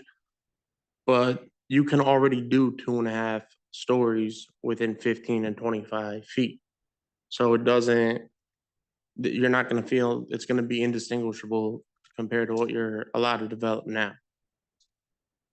But you would build to the 15-foot setback, building the rest to 40 feet, correct? Which you're allowed to do now. If you would build a 1-family or a 2-family. 2-family home. Yeah. Okay. Right. So that's the only reason, because I had saw your question and I didn't want to talk about it. I just don't necessarily understand what it accomplishes, just because it doesn't change anything that you can already do that in that zone. And that's what's developed in a lot of that zone.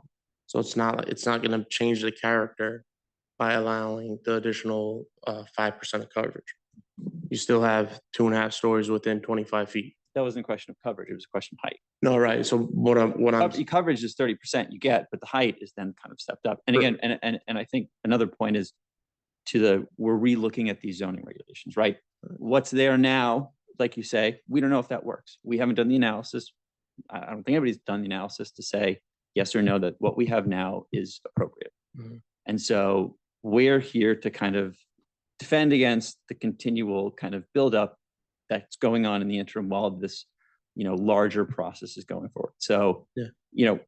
That's why I really want to look at this analysis, because I think I could put my foot in my mouth and say, I'll stop. And that's right. Because if we're just saying it's likely this, it's likely that, as somebody we're creating code, we want to have the information to say, okay, that makes sense. Like there's a rationale behind making the code. But if it's just, we feel like it's good and this is what we think is going on, that's not a good place of where to draft legislation from, right? Thinking about all the issues that could arise. And so I'm glad I have the report. I want to look at that.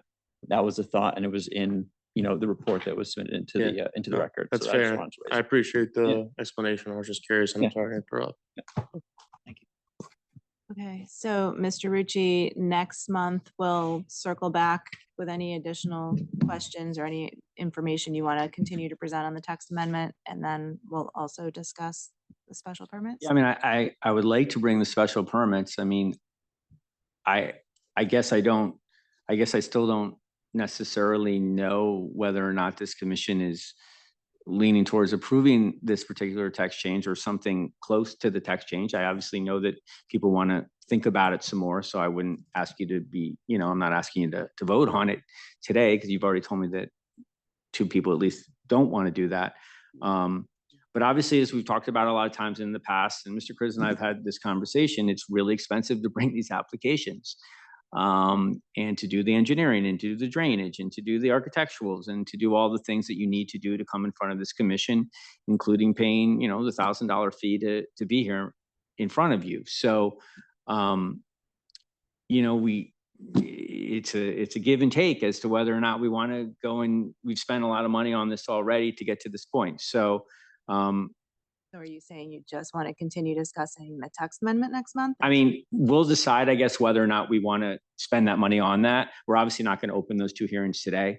I have sent out the notices to the neighbors, so they've got notices if we were going to be discussing them today. I haven't heard from any neighbors on either the text. When I sent out the notice, it was for the text change and the 2 applications. So I haven't heard from anyone, but maybe we will hear from them. I don't know. But I'll talk to the applicant about whether they're going to open those hearings for the other 2. And then I guess the only question I would have is on the height itself, maybe we'll, as Mr. Kleppen said, our proposals aren't at 40 feet today. So maybe we'll talk about whether or not the text change in and of itself doesn't need to be at 40 feet. Maybe it can be at something less than that. And that'll be something that we'll consider as well. Okay. Building is how tall? 30, is that right? 30 or 35? I think to the top of the roof was 35 or to the midpoint. I can't remember off the top of my head. To the midpoint and then. Okay. It's about 30 to the midpoint. And the overall height. Significantly less than the 40. Yeah, so. Okay, well then this application is continued. Okay, thank you. Thank you.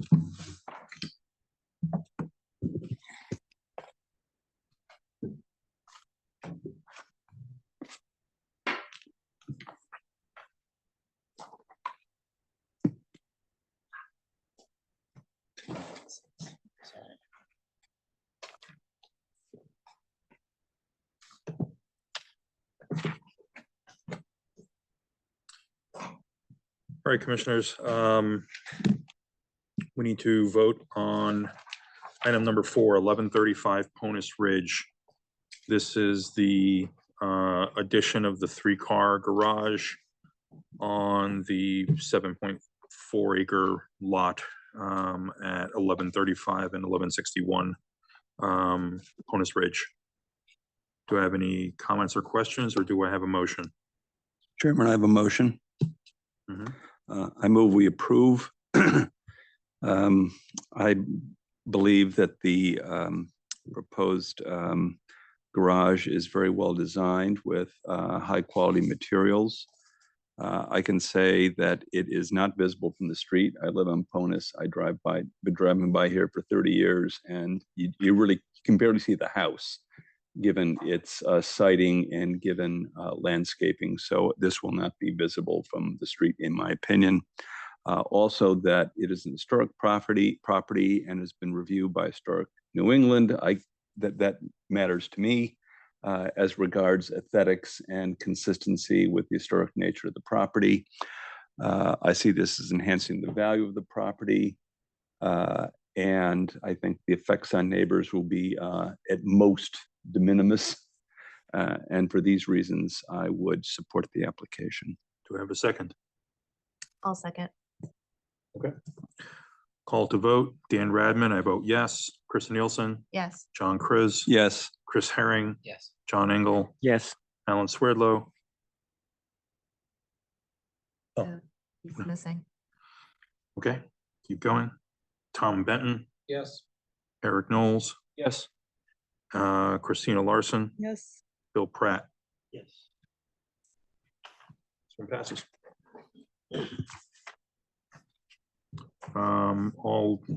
All of the text amendments and applications associated with 14 and 20 Richmond Hill will be pushed to next week, to next month.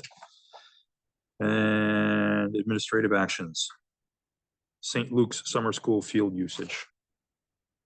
Want to fill us in? Yep. So St. Luke's annually submits their schedule for sports camps to the commission just for administrative approval.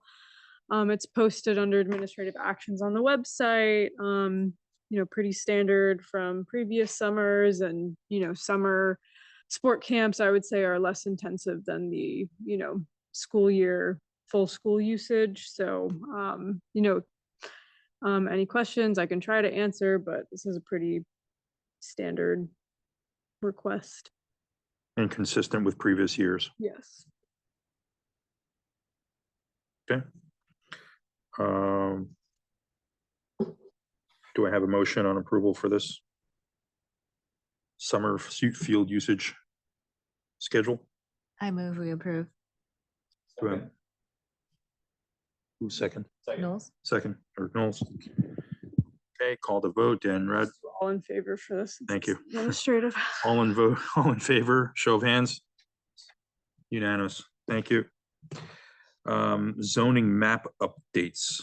Okay, so I will try to do this as quickly as possible, but essentially, ahead of the zoning regulation update, I've been working with the GIS consultant that we have to review our existing zoning map for any anomalies we may have. Basically, it was updated in 2005, where previously it was not a digitized map, and it was just at the street level, basically. And then in 2005, we went to parcel level for all the zoning. And I don't know if they went to review, how it went going from non-digitized to digitized or not, but we found probably 45 anomalies that where you have lots or neighborhoods that are split in the zone, and it really makes no logical sense. So next month, my hope, but it may get pushed to July at this rate, is to have like a full new zoning map for you all to adopt, and everything is pretty self-explanatory, and I don't think anything's earth-shattering. I just had 2 small items for you all that I still don't think are particularly earth-shattering, but rather than have the consultant go and make the changes, I wanted to talk to you all about them first. So first and foremost is St. John Place and Seminary Street. Basically this like sand color is A-res, and then this brownish green color is B-res. And basically this all used to be B-res, and then in like the 50s, they created this weird line where you can see in the blue boxes the new line for A-res versus B-res. And my recommendation would be just make number 76, number 68, number 62, number 50, and number 44 all A-res. Makes no sense to have tiny portions of these lots B-res, and all the houses are in A-res. So that was item number 1 on that. And then number 16, this is one of the churches. Yeah. And it's perfectly split A-res versus B-res. But if you actually do the math, let's pretend the church wasn't there. You couldn't subdivide it and have one parcel in A-res, one parcel in B-res. The math just doesn't work. The lot width is not adequate. So logically, it makes sense to just have the lot in one zone. My recommendation is B-res because you have apartments here, B-res over by number 17, and you got apartments right next to it here. So having it zoned as a 2-family lot just seems logical to me. But again, it's a church that's been there since 1850. I don't think it's getting redeveloped anytime soon. That is item number 1. Do you want us to vote on? So these, no, or so you're this, giving I'm us just an update? needing, I need comments, because again, I have like 45 of these, and most of them are self-explanatory. I just wanted to bring the 2 potentially controversial ones. I have, and this might lay into some of the other ones. What are the benefits if I have, like, do I get more lenient side yards, rear yards in B-res than A-res? Yeah, so A-res side yards are 10 feet. And basically your side yard height is it's 15 feet for A-res. So between 15 and 25 feet, you have to have lower height. B-res, it's 8 feet setback for your single family home, and then the side yard height is between 8 feet and 16 feet. So we would be with these property owners by doing this map amendment, we would essentially be reducing their ability to build into the side yard than what they could do today. I would say no, because again, 76, 68, 62, 50, and 44, all those houses on those lots are already in a res. So it's just these back So like accessory structures would be pinched a little bit. by 2 feet. Okay.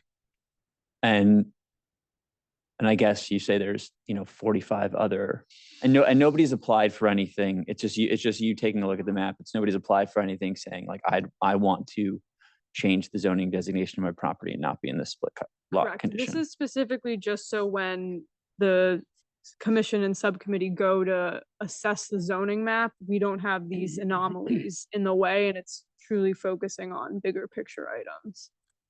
And questions, Commissioner Chris. So just to be clear, those lots that front onto St. John Place on the south side of St. John Place, those numbers you mentioned, 62, 50, 44, and the others, the greenish parts are part of those lots, just in a different zone. Correct. And essentially you want to merge it into the zone that is situated on St. John Place. Correct. And the Christian Science Church is split into, that would be merged, similar, it would be the same, the lot as, it would be the zone that's facing on St. John Place. No, so I'm actually recommending for the church to just make it fully B-res. So it would be the dark green. As I recall, that's also in the historic district. Correct. Okay. The majority of the historic district is B-res, if not all of it. Okay. And you didn't mention 17, that's the parking lot? We're not discussing 17. Yeah. Stars, that's why I'm. So basically, again, there were 45 different issues that potentially came up. I had questions more on 15, 16 for you all at this time. 17 is a problem for a different night. Okay, fair enough. I'm curious, how does that use the homeowners and how do you give them a voice? Sure. So, I mean, there are public hearing requirements, but typically with zone changes, while, public comment is important, this is such a highly technical topic that typically, in theory, you could approve it regardless of whether there is, buy-in from property owners, because that's just how zone changes go, unfortunately. And again, these items and these updates are not meant to hurt property owners. It's meant to streamline processes for them and make situations easier for them. And all of those properties, 76 down through 44, they all have St. John's Place addresses, or does 76 have a 76 seminary? Nope, it has a St. John Place address.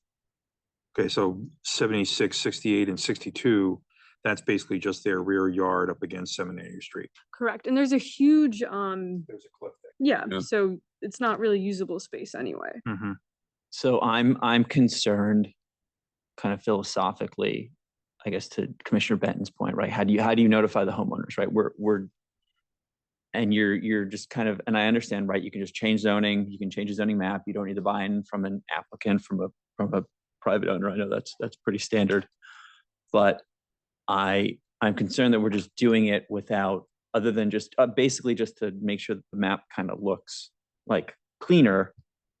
I don't, from a building perspective, I don't necessarily, I'm not a fan of saying like, okay, you can do right now I can have an 8-foot side yard, but I'm making this change just to clean up the map. And that's my rationale for 10-foot. So I would argue on the other side of the coin, the rationale previously was a line was drawn essentially in 1960. I would argue arbitrarily, because the scale of those maps was not particularly useful, and it was then superimposed on a GIS map. And I would say this has more logic than the line that was drawn probably in 1960. So what more would you need to feel comfortable? I would argue that some sort of optionality, in the sense that say, okay, so I have a split lot, and say 70% of my lot is in A-res and 30% is in B-res. I can either keep that zoning I have, or we come up with some formula that says I can then, because the majority of my lot is in A-res, I can use A-res regulations when I go for a building permit next time. Commissioner Chris, I would not be sympathetic to that. In fact, it gives the homeowner sort of veto power. I am sympathetic to the point you made and Commissioner Benton paid, is that we should make sure that the affected homeowners are aware that this discussion is going on. And if they want to talk to us, they can talk to us.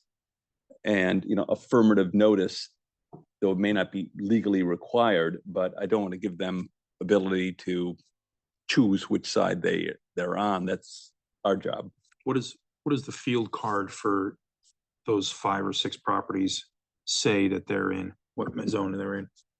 This is A-res, but I mean, I find issues all the time with zones being misproperly labeled in assessor's cards, so I would not rely on. But their current field cards say they're in A-res. A-res. Right. So is the goal, so I don't, just holistically, because you probably have a lot of these, is the goal to have no lot have a hybrid zone? Correct. It causes confusion during development that we've had multiple times. And, you know, frankly, you know, the thinking on this was, again, we went from hand-drawn maps to digitizing it to a parcel level.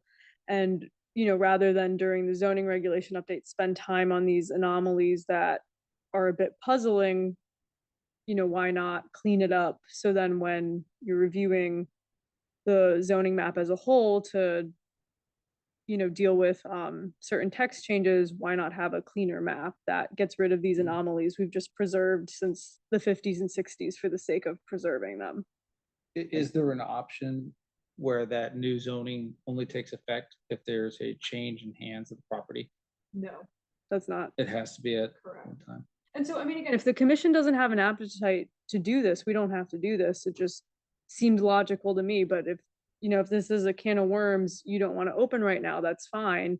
I mean, I have personal experiences. My zone, my property is you may know this, but my property is a half zone. I have a 1/3 acre on the front half and a 1 acre on the back half.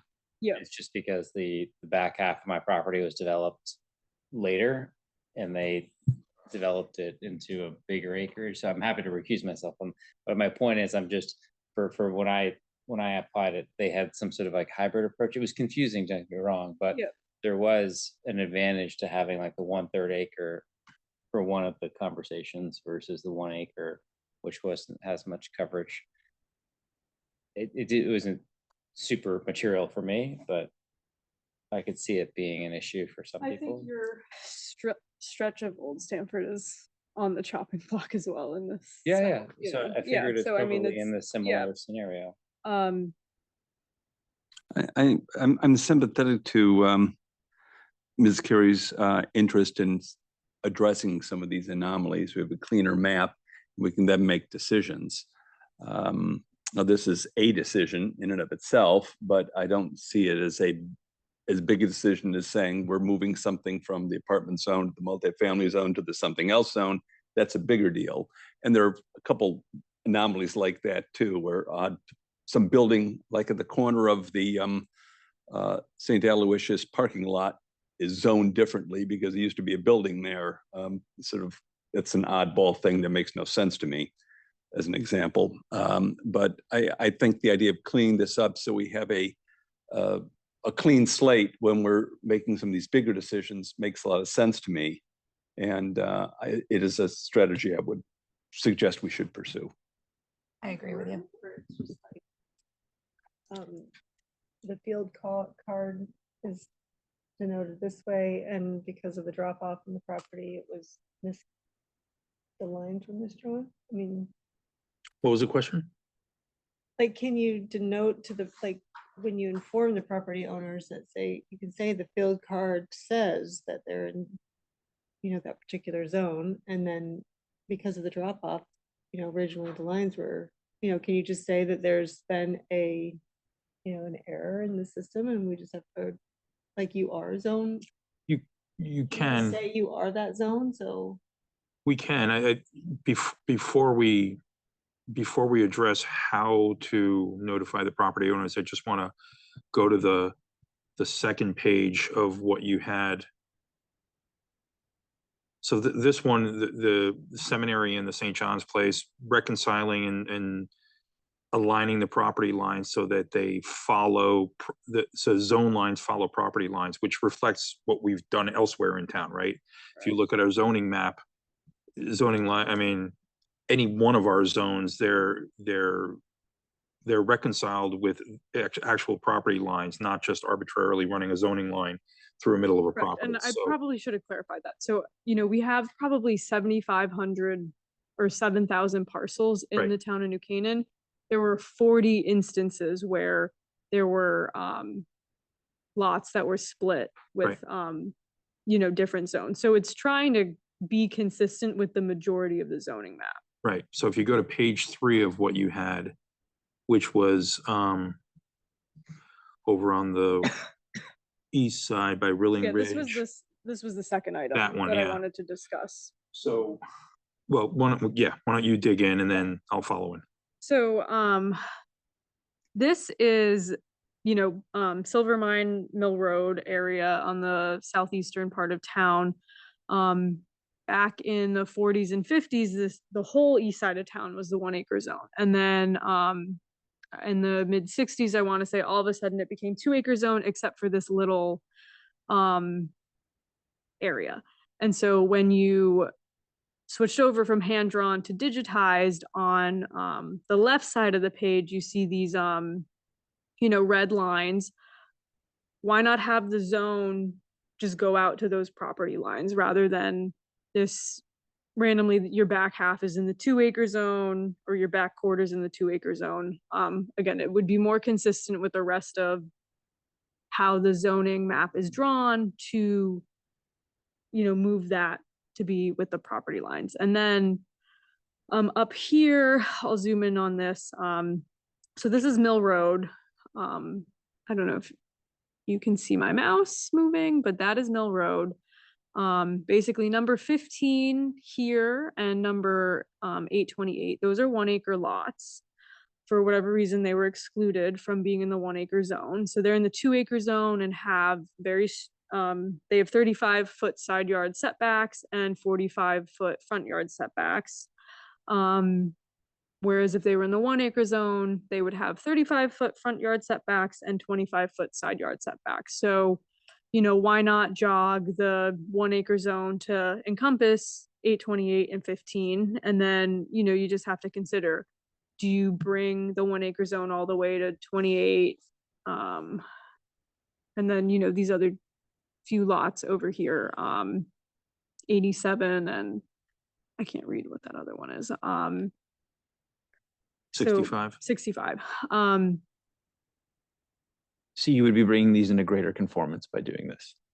15 and 828 would be 29, 47, 65, and 87 are all 2 acre lots. So, I mean, you could have a little L-shaped zone line and kick 87 and 65 out of the 1 acre zone completely.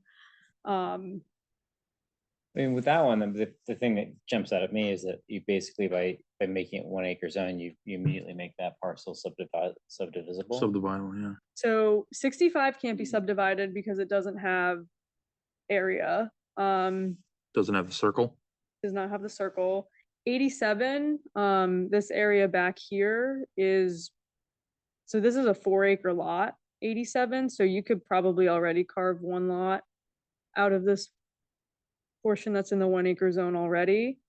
29 and 47, you could potentially subdivide if you put it into the 1 acre zone. But again, 15 and 828 are already non-conforming. Why was the zone line drawn to be over a quarter of 828 and not just extended to? Because when they drew the zoning line, they took a setback off of the street line, 200 or 300 feet or whatever it is, and then followed that. They did the same thing along Silver Mine. You can see it's consistent with off the roadway.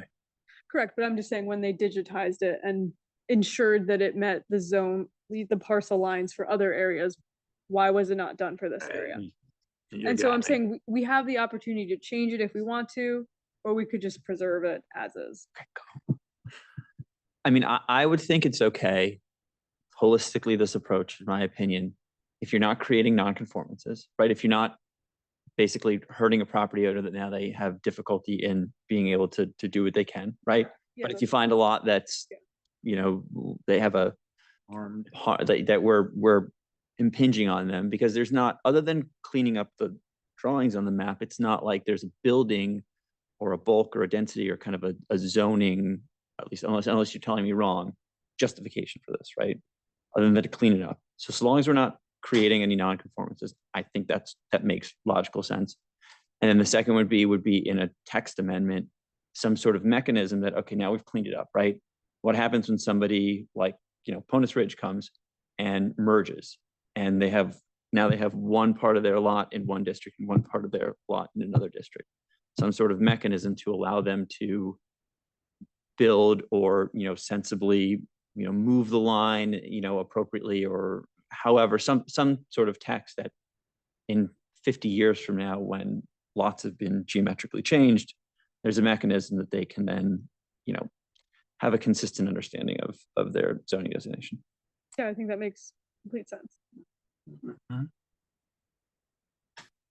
So the only question I have on this one is, I'm assuming some of this, I believe some of this gets water, like is on town water, but I think it comes from Norwalk. I think there's.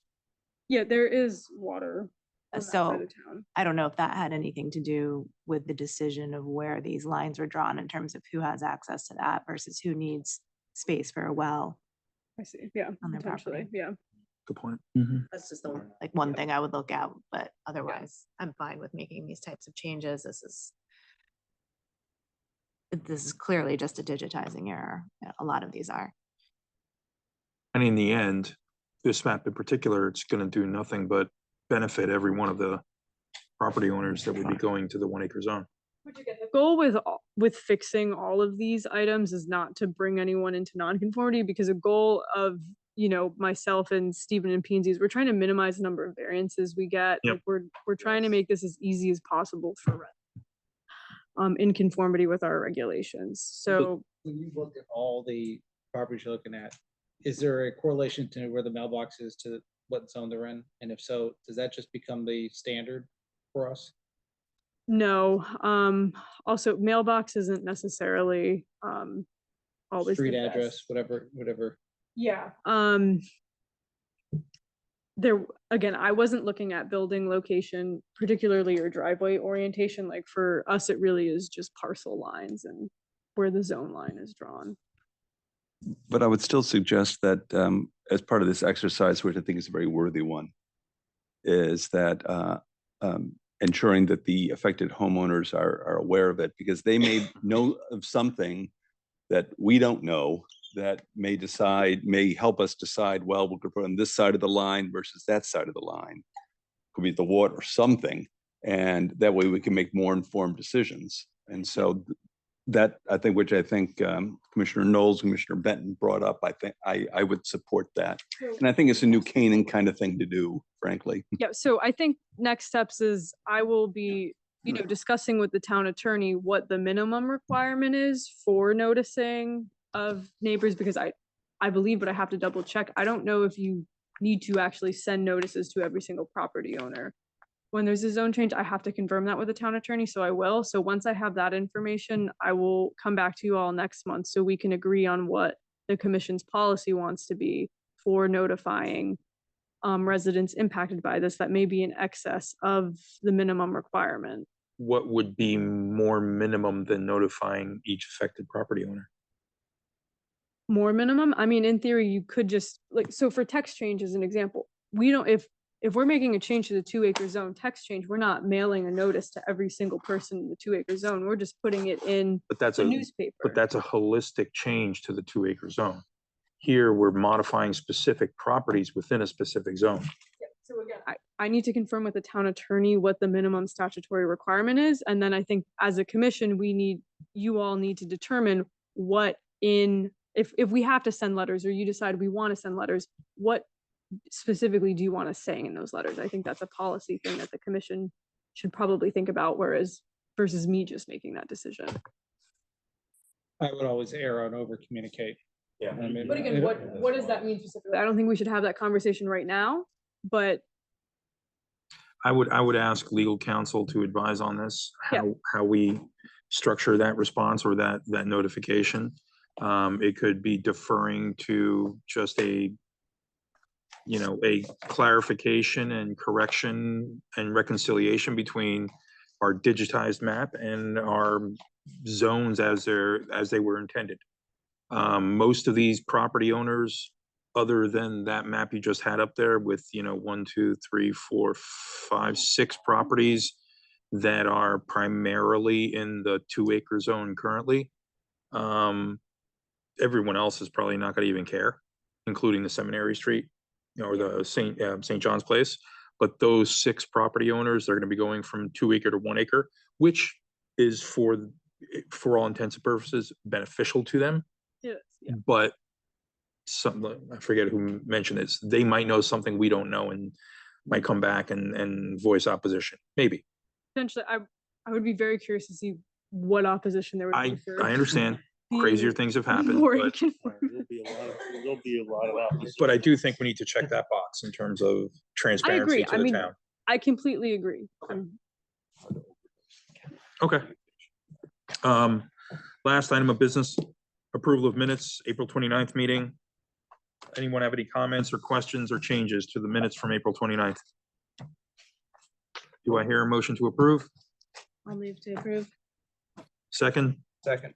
all in favor? So voted, approved, meeting adjourned. Thanks, everyone.